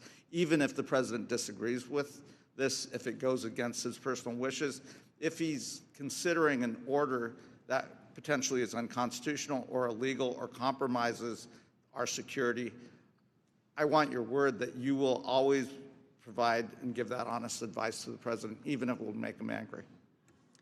Thank you, Congressman. I appreciate the question because, as you said, I do take this responsibility very seriously. And it was my commitment to the President, to the Senate, and the American people that as the Director of National Intelligence, I will ensure to provide the President and all of you as policymakers with that unbiased, relevant, and timely intelligence. And to your specific question, the answer is yes. I will inform the President of that accurate, timely, unbiased intelligence reporting, whether it is something that agrees with an assumption or a view or an objective or not. That's my responsibility to him and to the American people. Great. I would just offer advice. In your role, what you do on your personal devices versus your official devices, you're speaking to the public, and I would just offer, as I conduct myself, what I say personally is always going to be considered Congressman Barra saying it. General Hawk, I've appreciated working with you and have a deep concern about our cyber vulnerabilities. And we will go into some of this in the closed session. But Salt Typhoon is something we take very seriously, as well as Volt Typhoon and the compromises. Can you just briefly give us an update of where we are with those two? So, Congressman, we share your concern in terms of the overall ensuring that we can protect the critical infrastructure of the United States. The area that we have been deeply focused on is our ability to partner with industry. 99% of our critical infrastructure is controlled by our industry.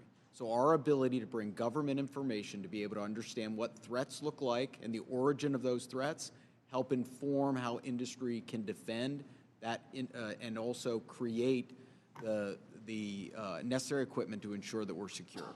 That partnership continues to grow, and that's really one of our key priorities. And I'll be able to go in closed session into more detail about the specific actions we've done together as an interagency with our industry teammates. Right, thank you. I yield back. Gentleman yields. Gentleman from Pennsylvania, General Perry. Thank you, Mr. Chairman. Thank you, ladies and gentlemen, for your attendance and your service to national security for our country. I'm going to start with Director Patel and then go to Director Gabbard. I'm concerned, like many Americans, about the wide-scale purchase of land, real estate, et cetera, by the Chinese Communist Party or those sanctioned by the party in America, especially those lands proximate to sensitive military sites or sensitive national security sites. Director Patel, I think we can all understand that that could lead to the ease of nefarious activities of numerous sorts. What do you think should be our posture or our policy from a national security standpoint regarding the purchases of these land and the ownership, occupation, utilization, et cetera, by the Communist Party sanctioned use? Well, Congressman, I appreciate the question, and I'm not going to shape foreign or national policy, but from the FBI perspective, if we had federal statutes to enact criminal allegations and pursue those relating to these matters, we would do so. I agree with you that having CCP actors purchasing large swaths of land next to military installations is a national security issue, a major one, and I would highlight to the American public, we're not allowed to buy farmland in mainland China or in Russia. So I don't know why we let that happen here, but that's a personal matter for me. If I were given more legislation on it, I would love to act on it. Thank you. Director Gabbard, I'm going to look at, keeping with the same theme, crypto mining by the sanction. Well, you can't crypto mine in China, right? It's outlawed in China. However, of course, we're supportive of crypto, I am, in the United States of America, but China's mining in America where they can't mine in China.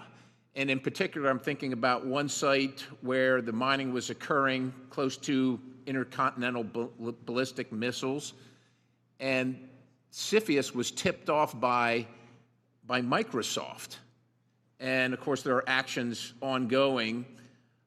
Should the Chinese Communist Party, sanctioned individuals or interests be allowed to crypto mine near sensitive military or national security sites in the United States of America? And if not, what should we be doing about it?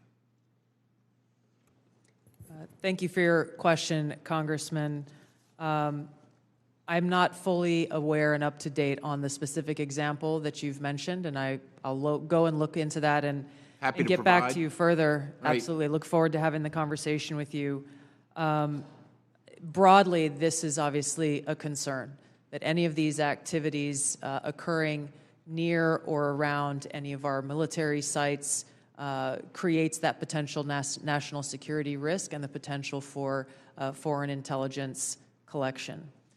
I'm hoping it's a priority for everybody on the dais there. It is a priority, I think, for the American people, certainly for me.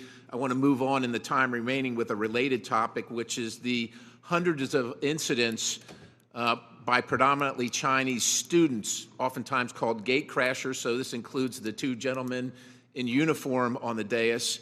I'm going to kind of point to three events that happened just last year. One in Grayling, Michigan. 5 Chinese students are charged for lying and concealing evidence. One in the University of Minnesota, where a drone flew over Newport News and took pictures of classified information regarding ships and classified systems. And then one at the University of Florida regarding the illicit acquisition and shipment of toxins, biomedical drugs, and research supplies to China. In these cases, or most of these cases, we encounter these people, and then we release these people. As a matter of fact, in the case of Florida, apparently she found out that criminal charges were being prepared, and she dropped out of school, and her whereabouts remain unknown at this point. What should be our posture? Because we're trying to follow up after the fact. We're encountering these people, whether they're gate crashers or whether we catch them conducting this illicit activity. We try and prosecute. That takes a lot of man hours, as you know, Director Patel.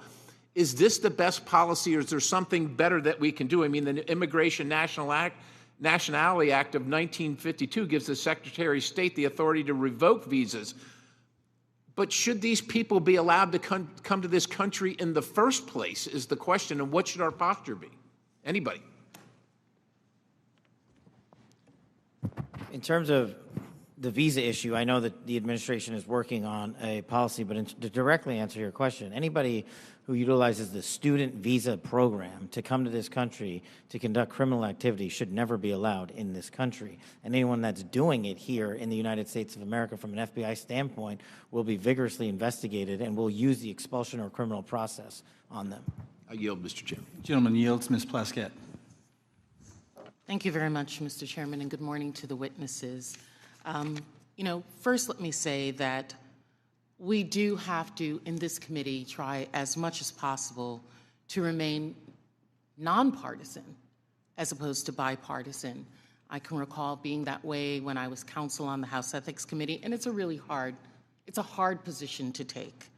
But I'm really struck by the fact that in December of 2023, many people made Secretary Lloyd Austin go through the stages of the cross in self-flagellation and mea culpas for not informing the president that he was having a surgery. And now how we're treating Secretary Hedgepeth as if he is untouchable.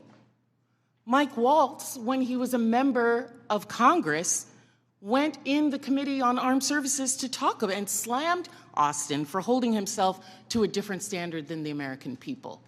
And yet we are not doing this across the board. And that's disappointing, at the very least, very disappointing. Director Gabbard, thank you for your testimony. And one of the things that I believe I heard you say was that when there was a discussion by DOJ as to the cuts to foreign aid, that there had not been a request for an intelligence and national security or an intelligence assessment of the impact of those cuts. Was that your testimony a little earlier? Congresswoman, I have not seen any kind of actual official assessment, either within the intelligence community or outside of it, on what the effects of those cuts to USAID programs has been. But it was not requested by DOJ of you or of any of the areas in which you have oversight over? I'm not aware of any requests. Okay, great. Thank you. I know that there has been some open source reporting on what the effect of those cuts are. I mean, when we think about several examples, Kenya, our strongest regional ally in the Horn of Africa, and a key partner with us in the fight against terrorist group Al-Shabaab. And, you know, according to the Washington Post, that's not definitive, and we can talk about this in closed session. Some Kenyan journalists are now being trained by Beijing, mirroring the U.S. programs that have been cut by the administration. Director Gabbard, is letting China train Kenyan journalists going to make Kenya more or less receptive to American requests of the Kenyan government, do you believe? As you said, Congresswoman, our relationship with Kenya has been very longstanding. So do cuts of ours to train journalists in Kenya make them more or less, and Beijing having that make them more or less receptive? Clearly there is strategic competition taking place. I'll withhold my personal view to look at an official assessment. Well, I was asking for your director view, not your personal view. And then additionally, we have ended Voice of America, which provided accurate, unbiased news, in our opinion. Meanwhile, St. Petersburg University has announced that it's opened 11 Russian language centers across Africa that pay special attention to the promotion of traditional Russian spiritual and moral values. Director Gabbard, is Russia a friend or a foe? Are they our friend or our adversary? They are an adversary. Thank you. I believe that this reckless cuts make terrorism and our influence in Africa, which is on the front lines of terrorism, a real threat to us, and we need to be careful of it.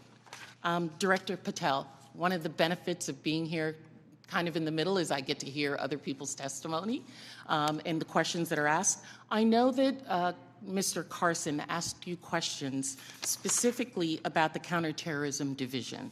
And we know that there has been some open source reporting that says that individuals within that division have been removed or been moved, not necessarily fired, but moved.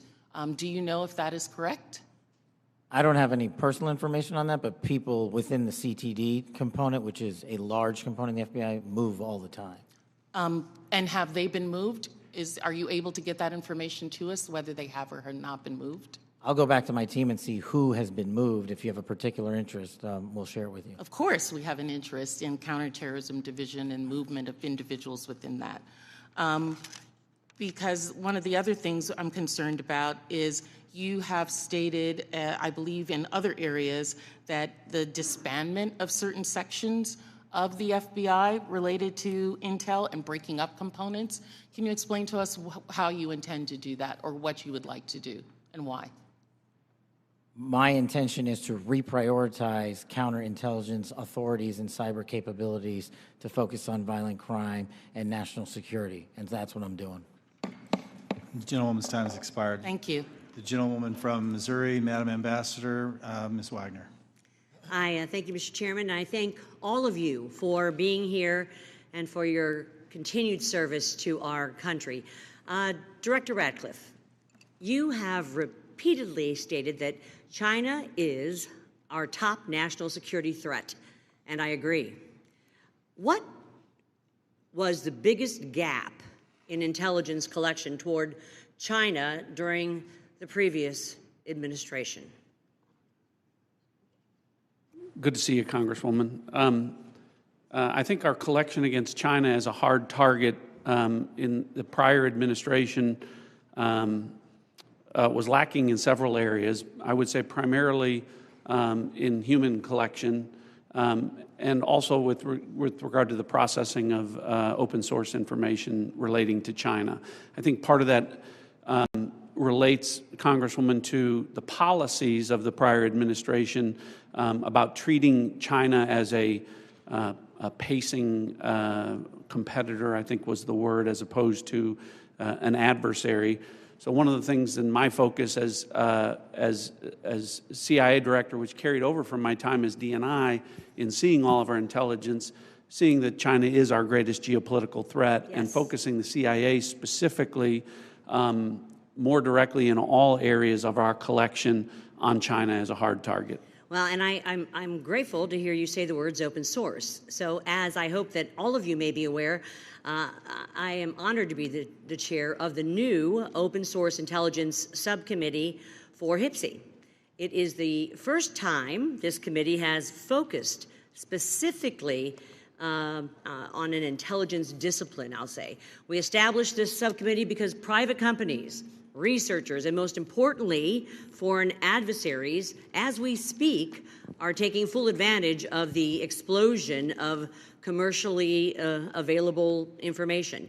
HPSI has taken a stance that OSINT, open source intelligence, should mature as a primary discipline on its own accord.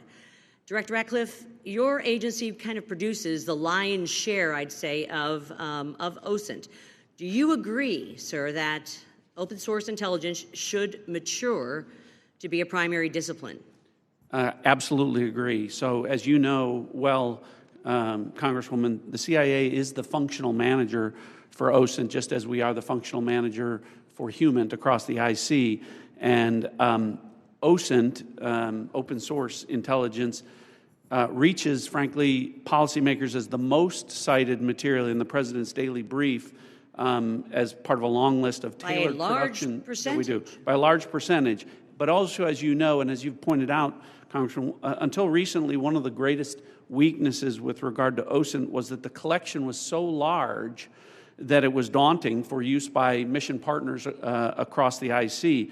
So the CIA's open source enterprise pioneered the use of AI to triage that collection as it comes in. And what that allows us to do is to summarize collection from over 225 languages into English and to put that in the hands of policymakers, again, showing that the CIA is focused on using technology to tackle some of the challenges to intelligence collection. There is so much innovation in technology in this, and the investments being made across the IC to purchase data, but it appears to be in silos, to be perfectly honest, and lacking maybe an integrated approach. I believe that that is because there, frankly, is no clear lead for OSINT in the IC. And as part of my oversight responsibilities, I plan to review the various ways in which the intelligence community buys commercially available information to determine if there is a more efficient, cost-effective approach, especially when it comes to the taxpayer's expense. Director Gabbard and then Director Ratcliffe, can you, and in my brief time, quickly share your thoughts on which agency should be the primary organization to manage OSINT and why? Thank you, Congressman, and thank you for your leadership in this area.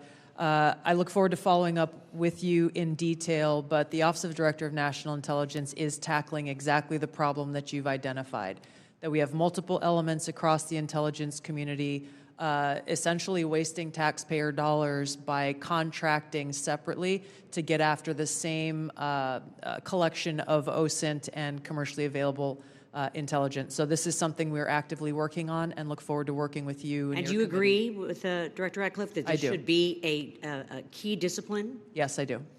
Thank you. My time's expired, Mr. Chairman. I yield back. The gentleman yields. Mr. Gomez. Thank you, Mr. Chairman. So I want to make a few things clear before we move on to other questions regarding the Signal chat. Director Gabbard, yesterday before the Senate Intelligence Committee, specifically when answering Senator Kelly, you repeatedly said you did not recall any discussion in the Houthi PC small group discussing operational details, strike targets, the type of vehicles and military units involved, or the timing and order of strikes. Do you stand by your testimony from yesterday that you do not recall any of the discussions regarding this type of classified information? Yes or no? My response in the Senate yesterday, yes, I stand by that response.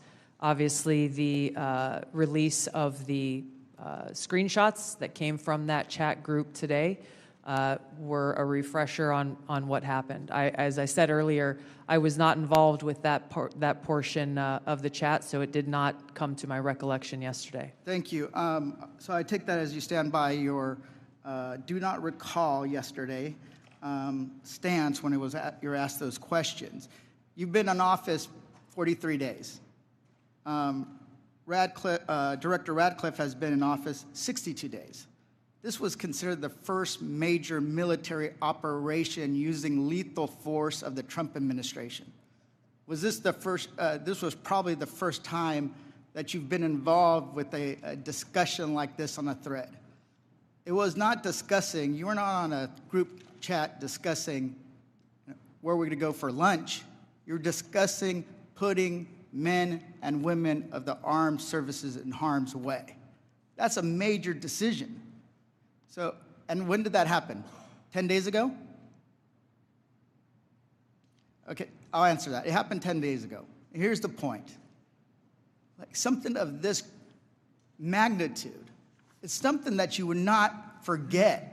It's something that most people, if you're taking this job so seriously, that you would not forget.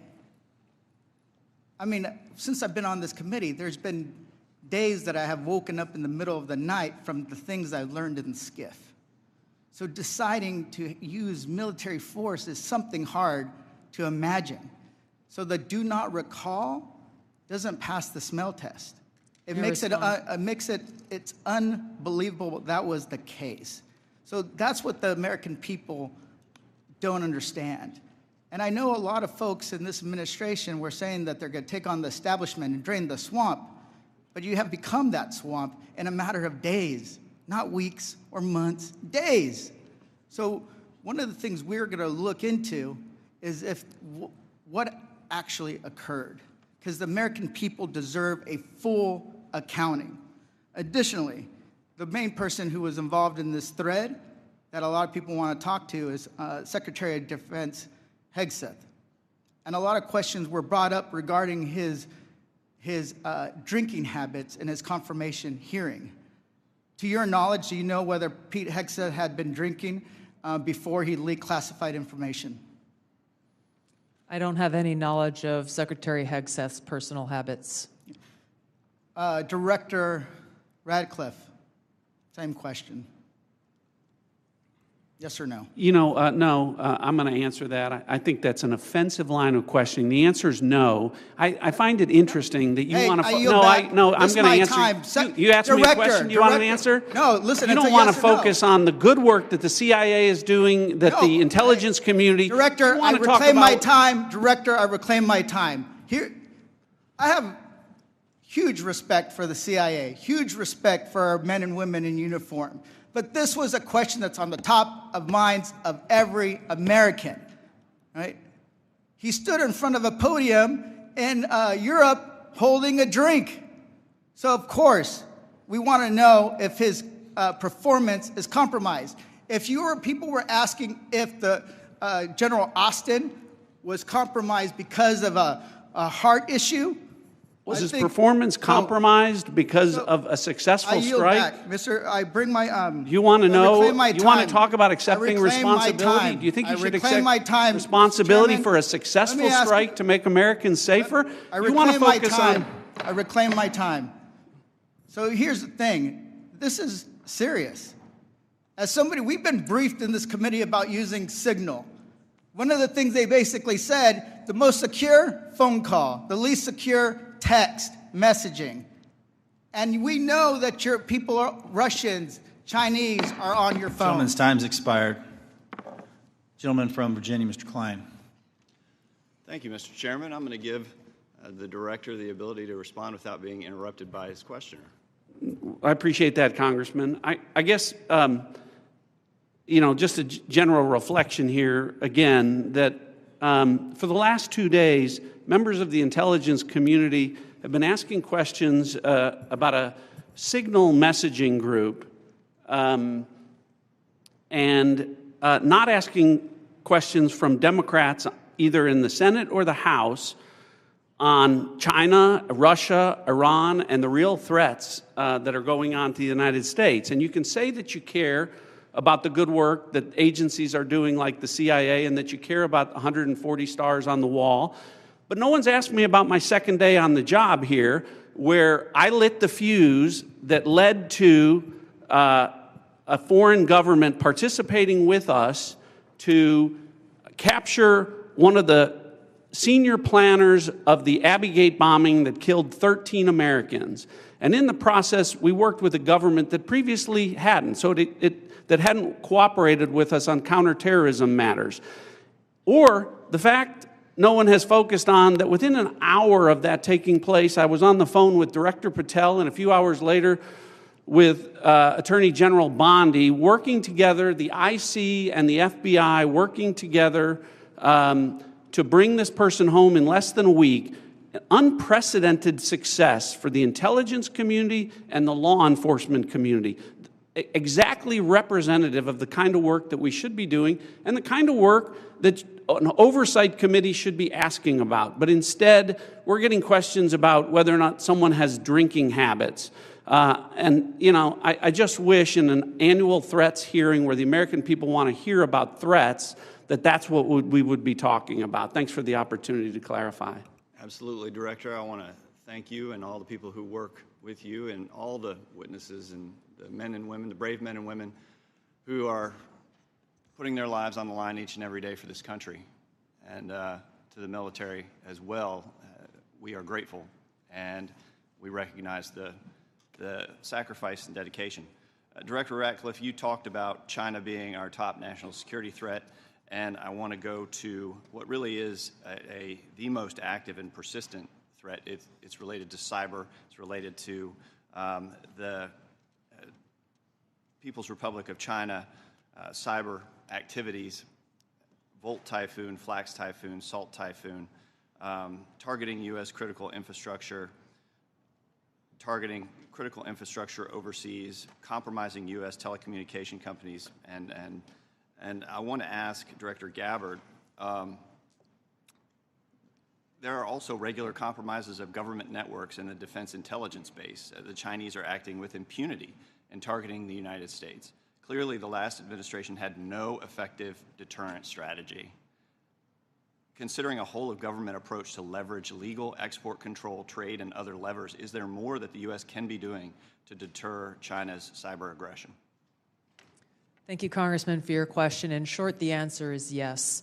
Much of that relies on our intergovernmental planning and operations, but also very closely integrating with our private sector partners. This is essential for us to be able to harden our own cyber infrastructure, our own critical infrastructure, and to look at what our capabilities, both defensive and offensive, are and how those should be used. If I may, Congressman, I'd just like to address Congressman Gomez's maligning of my reputation and not giving me the opportunity even to respond to his accusations. What occurred in that Signal chat was an update to National Security Cabinet members that was also issued around the same time as updates to our foreign partners and allies in the region. There were no sources, methods, locations, or names of targets that were included in that chat. The decision to conduct this operation had been made long before that conversation took place. I do take my responsibility very seriously and played an integral role in providing the intelligence community's assessments that led to the ultimate decision by the President to conduct an operation, which, by the way, was very successful and continues to be very successful. I was traveling at the time, and I was not playing a very specific role, as these chats reflect, in much of the conversation that took place there. Secretary Hegseth, in my experience, has continued to operate in the way that President Trump's confidence in him inspires, which is in the best interests of the American people and our war fighters and ensuring our national security. I think it's wrong to impugn him, especially at a point where he is not here to defend his own honor. Thank you, Congressman. I agree with your assessment and support for the Secretary, and I yield back. Gentleman yields. Ms. Houlihan. Thank you for the time, and I struggle, and if you look at my notes, I've changed my mind about 1,000,000 times what I'd like to talk about. I'd like to first start with Director Ratcliffe. I find it offensive for you to accuse me as a Democrat of not caring about national threats. I very much wanted to talk about those, in fact, had prepared questions in advance of this hearing about those threats, specifically about biosecurity and bioterrorism, but I don't have time to ask those questions because the threat is in the House. The threat is across the dais, and I need to ask these questions. It's my job to ask these questions of you. Because when I served in the military, and I served in classified environments, had this happened to me, I would have walked my resignation in immediately. This is not okay. Communicating these sorts of things in Signal is not okay. Targets, times, those kinds of things are absolutely classified, and we all know it. I know it. These people know it. You all know it. And the fact that we're having to have these conversations now means that I can't ask the questions that I need to ask about things like bioterrorism and biosecurity. And so I'd like to put you in check as well, sir, because you can't assume who I am any more than I can assume who you are, sir. I would like to move my questions, however, over to Director Gabbard, because you are the DNI. You do have an obligation and a responsibility. I'm going to speak to you specifically about the fact that you have spent much of your 40 days talking about the importance of making sure that we don't reveal classified information, making sure that we don't leak information. You're a former battalion commander in the Army. I don't think that you would have necessarily appreciated the kind of leaking of information that I believe absolutely did happen in this Signal channel and is worthy of a further investigation. In fact, this committee established something called 50 U.S.C. 3235A, and this committee, on a bipartisan, apartisan basis, requires you, the DNI, to swiftly notify Congress and the Intelligence Committee if you're aware of any sort of significant unauthorized disclosure or compromise of classified information, which I would argue this has all of the markings of being that. And so if you, as the DNI, see such a thing anywhere within your organization's purview, you have the obligation to begin an investigation to report back to us on that. Would this seem to qualify to you as something worthy of that investigation? Thank you for your question, Congresswoman. In this situation, Secretary Hegseth has the Yes or classification no? and You are the declassification DNI. authority over DOD information. This chat did not have the auspice of being a DOD chat. There's no such thing as labeling it as DOD. This was a chat amongst a great variety of people, and you, according to our law that we passed here bipartisanly, have an obligation when you think there has been a tangible, significant leak of information to instigate an investigation. Do you not think it's important to do such a thing? Well, the National Security Council is investigating no? this inadvertent leak. And again, I point to Secretary Hegseth as having the classification. I and would argue that declassification Secretary authority. Hegseth, if he had the dignity that he needs to have, should be walking his resignation in, because I believe that his probably is heading toward being relieved of his duty based on what I think are significant and illegal leaks, most likely. I would like it if you would please commit to this organization that you will follow the law, and I would like it if you would also investigate what is likely to be more than just this chat. Because if there's one, there's more than one. If there's smoke, there's fire. Would you please obligate yourself and your organization to that investigation? Yeah, Congresswoman, yes, I will follow the law. Thank you. I appreciate that. And Director Patel, I learned just recently that you only heard about this yesterday, which blows my mind since I heard about it 2 days ago, and I'm just a low on the dais, junior chipmunk here. Did you really only hear about this yesterday? The exact timeline I'm not aware of, but yeah, I think it was yesterday or the night And before. now that another day has passed, do you Well, believe... actually, it was the night before the hearing. Now that another day has passed, do you believe that it's now time potentially for the FBI to open an investigation into this? I'm not going to comment on that. Because you're the director of the FBI, you don't believe it's appropriate to comment on that? Because there's a process in place, there's an ongoing litigation, and the National Security Council is reviewing this matter. And I'm not going to discuss any open or closed That investigations. ongoing investigation, literally, the lawsuit happened today or yesterday afternoon, and the idea that you don't have an opinion on this at this point is frustrating to me. No, it's not. My I'm not final going to question, prejudge any reclaiming my matters, time, my and the men final and women of the question, FBI reclaiming my will time, reclaiming call my the time, balls and strikes. Reclaiming my time, not sir. you. Sir, Mr. Chairman, I'd like to have... Gentlewoman's recognized. You have Thank 4 you. seconds remaining. No, I have more than You have that 2 because seconds Mr. remaining. Patel would not acknowledge. Gentlewoman's time has expired. Mr. Stubbe. Thank you, Mr. Chairman. Director Gabbard, were there any sources described in the signal chat? No, Congressman. Were there any methods described in the signal chat? No. Were there any locations? No. Therefore, due to the fact that there were no sources, no methods, nor locations described in the signal chat, it does not make the discussion classified. Is that correct? That is up to the Secretary of Defense determination. The Democrats are obviously making the assertions that what was in the signal chat was classified and claiming that Secretary Hegseth put this war plan out to the world, which he clearly did not. Were there any names in the signal chat? No. Any targets? No. Any locations? No. Was there a unit name or location of that unit? There was not. Were there any routes described in the signal chat? No. Wouldn't an operational plan contain that type of information? Every operational plan I've ever seen has contained that information. Thank you. Shifting to the real threats to America, the southern border. Due to the previous administration's open border policies, they allowed over 10 million illegals into our country. And during that time, there was 1,511 terrorist-related encounters at land border ports of entry, according to CBP. As someone who fought in the war on terror, I find this deeply offensive that the previous administration would sacrifice the security and safety of the American people in the manner in which they allowed terrorists, criminals, and rapists into our country.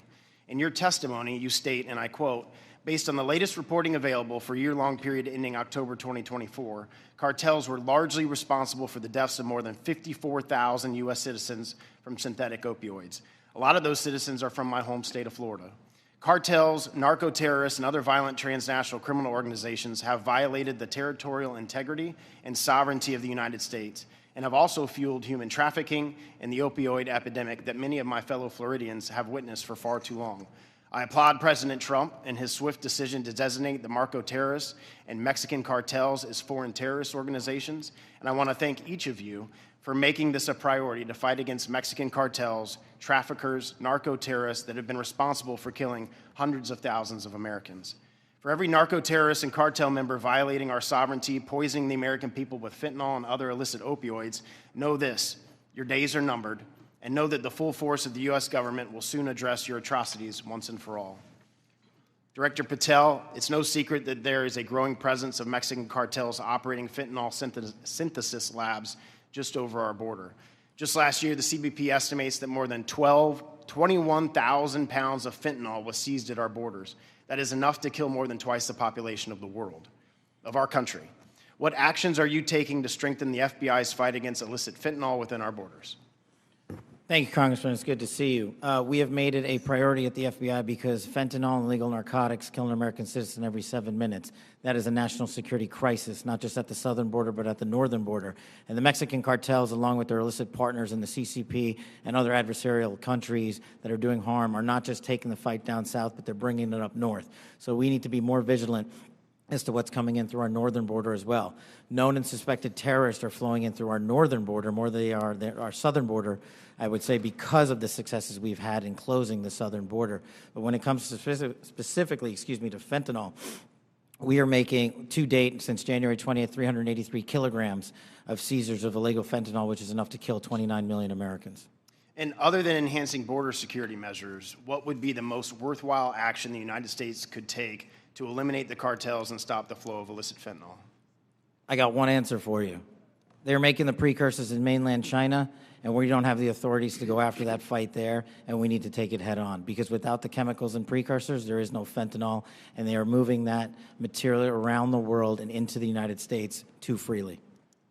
Director Gabbard, I'd like to reemphasize the threat that our adversaries are exploiting via fentanyl and other illicit drugs that are entering our country through the border and poisoning millions of Americans nationwide. It's essential that all components of our national security apparatus are united in their efforts to protect the American people and our communities from such harm. Is there any reason to believe that the Mexican government isn't doing enough to finally eradicate the cartels and other transnational criminal organizations operating just over the border? Congressman, I can only speak from my vantage point. As was stated previously by Director Ratcliffe, we have already been introduced to and begun collaborating with our counterparts in the Mexican government. Could there be more done? I would say absolutely yes. I know that the Trump administration across his cabinet are looking at opportunities to be able to do that. And Director Patel just hit on this with CCP and precursors, but to what extent have we seen other malicious actors worldwide partner with the cartels to infiltrate and target the United States? Related to the production of fentanyl. Yes, ma'am. India is one of those countries that is providing some of those precursor materials as well as equipment. Thank you for being here today. My time's expired. Gentleman yields. Mr. Quigley. Thank you, Mr. Chairman. And I know it's all us who are worried about this only, but apparently the Senate Armed Services Committee Chair and Ranking Member requested Inspector General report on this chat. So I'll tell you why more people are worried about this than you might think, and that's Director Gabbard, your position was created post 9/11 because of the horrible intel failure that took place there, where we weren't sharing information. It wasn't adequately shared within the community and between our allies. We have to believe that our allies look at this as a colossal mistake and will at least hesitate to a certain extent, wanting to share sensitive information with us that keeps us safe because they're worried about their sources and methods as well. Wouldn't you be at least somewhat concerned that our allies would look at this and say, that wasn't the perfect way to communicate? Congressman, thank you for the question. If that information that was put out in the chat by the Secretary of Defense had included specific sources and methods and targets and names, then the answer would be yes, but that was not the case. Let me stop you there because there's such a limited time. Generals, look, you're here because you got tough spots, so I have to put you on the spots. You're passing information like this just within your agency, and you know that it's going to include, we are go for mission launch, Houthis, sea lanes, the information about the weapon systems. That gets to the Houthi military commanders. Doesn't it make you think they're at least going to say duck? Thank you for the opportunity to weigh in on the issue. Yes, if we were collecting this on our adversaries and we're able to get this information as was asked of General Hawk earlier, we would consider that classified, but it's classified under the collection piece. The data that we're talking about here is the operational data, not the intelligence data. Respectfully, sir, just because we have limited time. Secretaries. The Houthis' military leader is going to duck when he hears this, or he's going to take some action, or he's going to try to shoot our planes down, right? If he has actionable intelligence, he will certainly use it. I'm talking about this intelligence. You don't think he can figure out? Houthis is mentioned a couple times, sea lanes. They show the weapon system. At least it's a credible warning to him. I would offer the Houthis' defensive position has been constant since the 15th of March. All right. General, I'll just take a whack at it. You're the Houthis' military leader. You get this information passed on to you, it doesn't make you at least take warning? I would, Congressman, I think from the Houthis' perspective, they do have air defense equipment, and they would be able to detect aircraft when they're entered into the Red Sea, and certainly when we have our intelligence aircraft operating over top their country. They'd be able to detect that activity. But being forewarned is extraordinarily important. I'll take another stab at it. If just language like this in a different context, okay? But just within your department, sir, your people are passing this information. Do you advise that maybe they don't use Signal on this? Are there other forms? Obviously, they're going to be more secure. What I would offer is the data that we would be passing would be the full target packages and the full set of operational information. Okay, but even if it was just this, do you really want to give the possibilities that they could be breached, hacked, and they would get this information?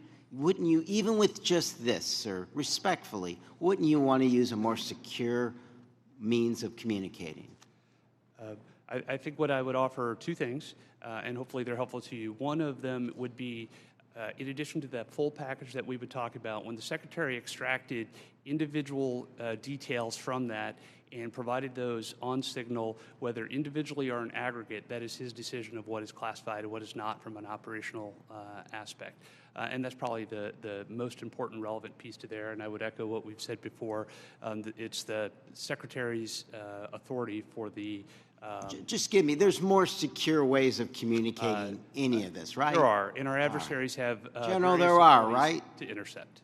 There's much more secure means that you use, even if you don't think that this is, or you don't want to stick your What head I out would on say it. is the full packages were transmitted within classified, within traditional classified. But means. this could have All been of the ones- transmitted in a classified way as well. Thank you. Gentleman's time's expired. The gentleman from Arkansas, the distinguished chair of the Financial Services Committee, Mr. Hill, is recognized. Thank you, Mr. Chairman. And let me say, Director Gabbard and Director Ratcliffe, it's so great to have you back in the Longworth House Office building. The food's the same, but you're welcome anytime. Director Ratcliffe, you know, we've served for 10 years together. I'm certainly aware of your extraordinary service at the DNI and here in Congress. And I just have a couple of follow-up questions on this topic of the Signal chat. Were there any war plans distributed in that Signal chat? No, Congressman. And were sources and methods that would compromise our intelligence system or your agents in the field around the world, were they discussed on the Signal chat? No. I appreciate that. I just think that's an important thing to have on the record. Director Patel, I co-chair the Americans Wrongfully Detained American Hostage Task Force here in the House, and I just, in fact, left Tigran Gambaryan, a former FBI official who I helped get out of prison in Nigeria last year. I just left him a few minutes ago. You've you know this issue very, very well, and President Trump's made such a commitment to bring Americans home. There's some 30 Americans still wrongfully detained or held hostage abroad. Is the FBI committing to work through its officials in our embassies around the world to bring those Americans home? Thank you, Congressman. And as you know from my prior service in the prior administration, President Trump brought home over 50 hostages and detainees worldwide, and that effort is being redoubled now until every single American is home. And the FBI, from my perspective, has been given a directive that any wrongfully detained or captured person overseas is a priority to bring back. We're so grateful to the President for making this a priority. We don't want our citizens that hold a blue passport to suddenly be a target in all their interactions around the world. That's wrong, and I'm glad President Trump's made it a priority. I look forward to working with you on that. Since November of 2023, I've been pursuing aggressively in this committee the U.S. government's policies and procedures for handling border encounters, specifically known or suspected terrorists. To quote former FBI directors, testimony before the Senate, they're blinking lights everywhere of concern. But despite my numerous attempts, including multiple briefing requests, letters, legislative provisions, a GAO report requested, the prior administration refused to provide requested information and data on what the public now knows was a very dangerous situation along the U.S. borders that President Trump now has as a priority of fixing. In January 2024, there were 176,000 encounters along the southern border, with 51,000 occurring at ports of entry and 124,000 between ports of entry. Comparing that to the work just in the first few weeks of the Trump administration, total encounters are down to 61,000 along the border, with 32 at ports of entry and 29,000 between ports of entry. For the record, that's a 60% reduction. Director Patel, since President Trump took office in January, as we've seen these plummeting border encounter numbers, has the country seen a drop in known or suspected terrorist encounters at the border? Thank you, Congressman. It's one of the issues I really wanted to address today. And I think the country deserves to know that known or suspected terrorists, KSTs, are coming in with much less frequency at the southern border. In fact, if my information is correct, 2 since January 20th. And they are coming in with much greater frequency in the northern border, and since January 20th, that number is 34. And those metrics carry out over the last year in terms of ratio.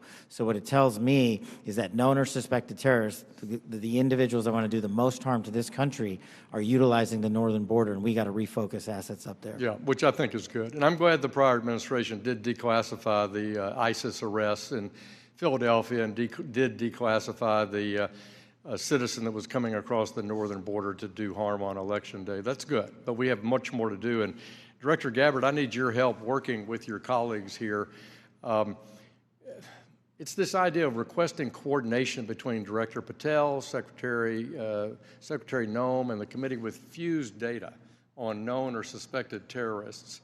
Whether it's TSA data, BPP data, FBI internal data, we want to have that coming to us. Where are these people? What's been done with them? What is the government's position on them? Will you commit to work with us as OD&I to get this information from across the government IC? Absolutely, Congressman. And as you know, our National Counterterrorism Center was really created to fulfill exactly that task, so that we're not dealing with multiple vetting systems that are coming up with different results, that we have this central vetting database to be able to identify those known or suspected terrorists who may be trying to come into our country, or who may be one of the tens of millions who illegally crossed into our border, may have come into our country during the last 4 years. We look forward to working with you. Thank you for your answers, and I yield back. Gentleman yields. Ms. Tinney. Thank you, Mr. Chairman, and thank you so much to all of you. There's so many great questions that I have to ask, but I want to start with Director Patel, and I just want to first, before I get into a couple issues, thank you so much for your outstanding service and your recognition and focus on the northern border. My entire district is the northern border of New York with Canada. I just want to first jump into this issue for, Hamas attacked October 7th. The world watched in horror. Designated a foreign terrorist organization in 1997, killed over 1,200 civilians, and including American citizens, and many remain hostages. Only slightly less disturbing, we had a myriad of seemingly coordinated pro-Hamas demonstrations that have taken place all over the United States, in my state of New York, on college campuses, in Washington, D.C., universities. Director Patel, does the FBI have any open investigations into the organization, the leadership, and the funding of these pro-Hamas demonstrations with students such as, and groups such as Students for Justice in Palestine? Thank you, ma'am. And I'm limited by what the Attorney General has already publicized, but as you know, there are open investigations based on what's been made public.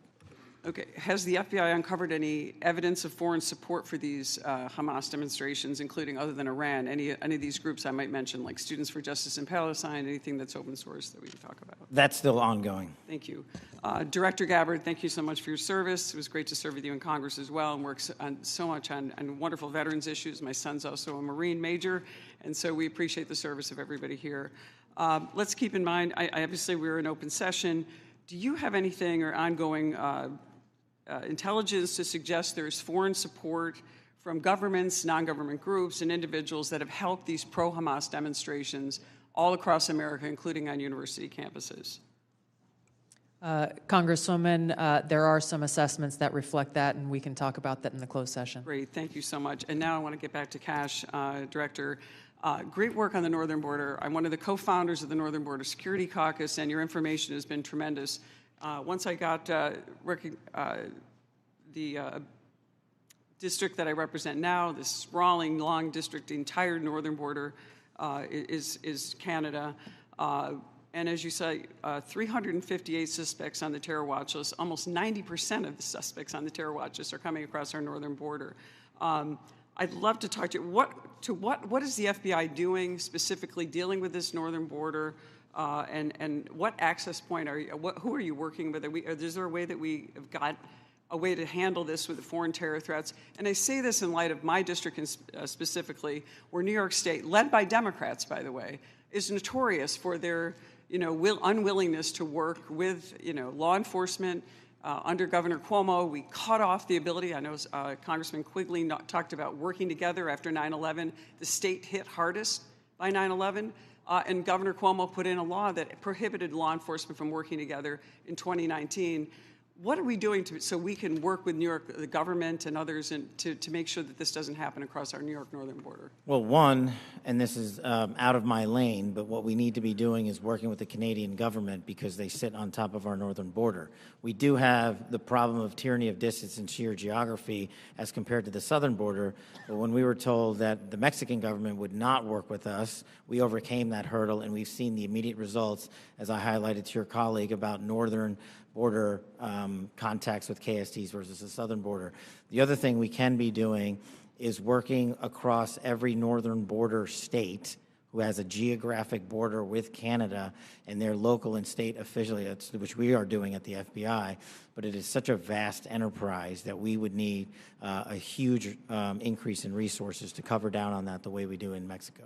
In addition, thank you for that. In addition with working with the Canadians, are you also working with the New York State government? Because we do have a number of interesting assets, a sprawling Akwesasne Mohawk Reservation that kind of goes across the northern border with New York and Canada. Are those types of things ways that you can work with the New York government and also in coordination with the Canadian Royal Police? Absolutely, ma'am, and you highlight a great point.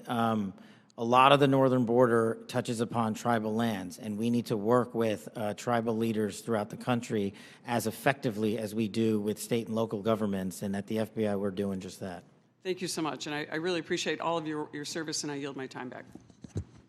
Gentleman yields. Gentleman from Texas, Mr. Fallon's recognized.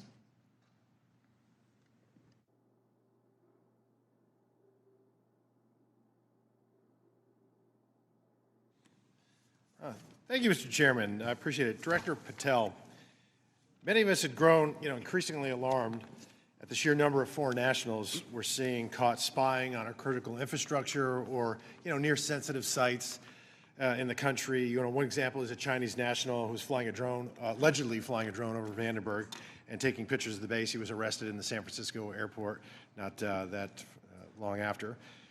Director Patel, would you agree that the two most dangerous nation states to our homeland and our interests are China and Russia?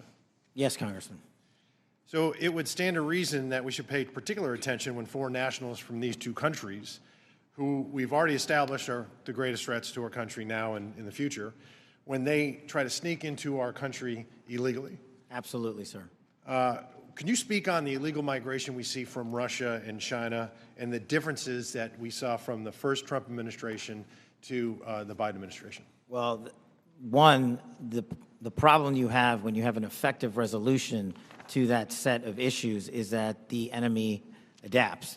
And what they've done is utilize, as we were just discussing with your colleague, the northern border to shift their resources and affiliations to pour in known or suspected terrorists through the northern border. They haven't stopped through the southern border. They just know that we are setting up a pretty monumental effort down there to suspected terrorists from entering the country. But the thing is, the Chinese, the Russians, Iranians suspected terrorists from entering the country.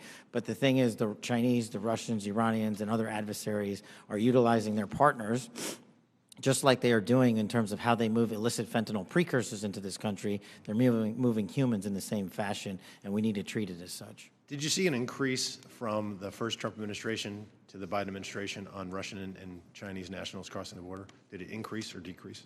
Yes, actually, so the PRC nationals crossing the southern border from 22 to 25 was 178,000. And I don't have the number for the northern border, sir, but I'll get that to you. So, what we found was that there was actually a market increase, alarming, with the Chinese illegal migration increasing 527% all in, and Russian 2,400%. And if just 1/10 of 1%, some tiny fraction, 1/10 of 1% are actually asset sleeper agents loyal to Moscow or Beijing, they could wreak havoc and mayhem in a free and open society. It's very dangerous. And then those are the ones we know about. What about the ones that snuck across and we never found them? The unknown gotaways, if you will. So, Director Patel, there's also great concern about the increasing number of counterintelligence threats that are penetrating all levels and branches of government, both local, state, and federal. The number of elected and appointed officials willing to betray this country is becoming increasingly pervasive. Last year, we saw a former senior aide in the New York governor's office, Linda Sun, and her husband, Chris Hu, indicted on charges of money laundering and acting as foreign agents to the People's Republic of China. Ms. Sun used her position to block Taiwanese representatives from access to New York State officials. Instead, we're rolling out the red carpet for those PRC officials to have those meetings. I mean, that's some scary stuff. So when we have someone like Sue Terry, who also worked covertly spying on Korea while working simultaneously with various think tanks, and she had been national security official, and she'd worked for the CIA and the National Security Council. And because of her job, members of Congress and their staffs had access to these Korean intelligence officials, and she was paid with, thousands of dollars in luxury gifts. But Director Patel, I get that these investigations are ongoing and sensitive. But to the extent that you can, could you please briefly highlight the severity rather, of these counterintelligence threats, including a rough estimate of the number of open counterintelligence cases that are pending? We have many, and I'll get you the exact number, sir, in closed session. But what it highlights is that the enemy is not relenting. They're actually doubling down and tripling down on their efforts, and there's no sector in government that they won't go to and try to infiltrate and penetrate access and turn people in this country against our own nation. So that is a national security threat of our time, as is the terrorism threat and as is the fentanyl threat. It needs to be treated as such equally, and at the FBI we're doing that. Thank you. And Director Patel, will you commit to providing this committee with classified briefing on the severity, the FBI processes and procedures, including defensive briefings related to counterintelligence threats involving elected and or appointed officials? For defensive briefings, Congressman, I commit to you that the FBI will give you everything we have in our holdings. I can't comment on other people's. Thank you. And Mr. Chairman, I want to thank all the witnesses for being here, particularly Mr. John Ratcliffe, Congressional District Force as well. I yield back. Gentleman yields. Just got notice that the baseball shooting report discussed by Vice Chairman Kelly earlier today has been delivered to our SCIF, and I appreciate, Director Patel, your responsiveness to that issue. Thank you so much for your commitment and the appropriate transparency demonstrated in that. We appreciate that very much. Since each member has had an opportunity to question our witnesses, I will now close this portion of the hearing, and we'll reconvene in closed session at 2 p.m. in the HIPSI spaces. I ask the public and staff to please remain seated until our witnesses depart. Thank you.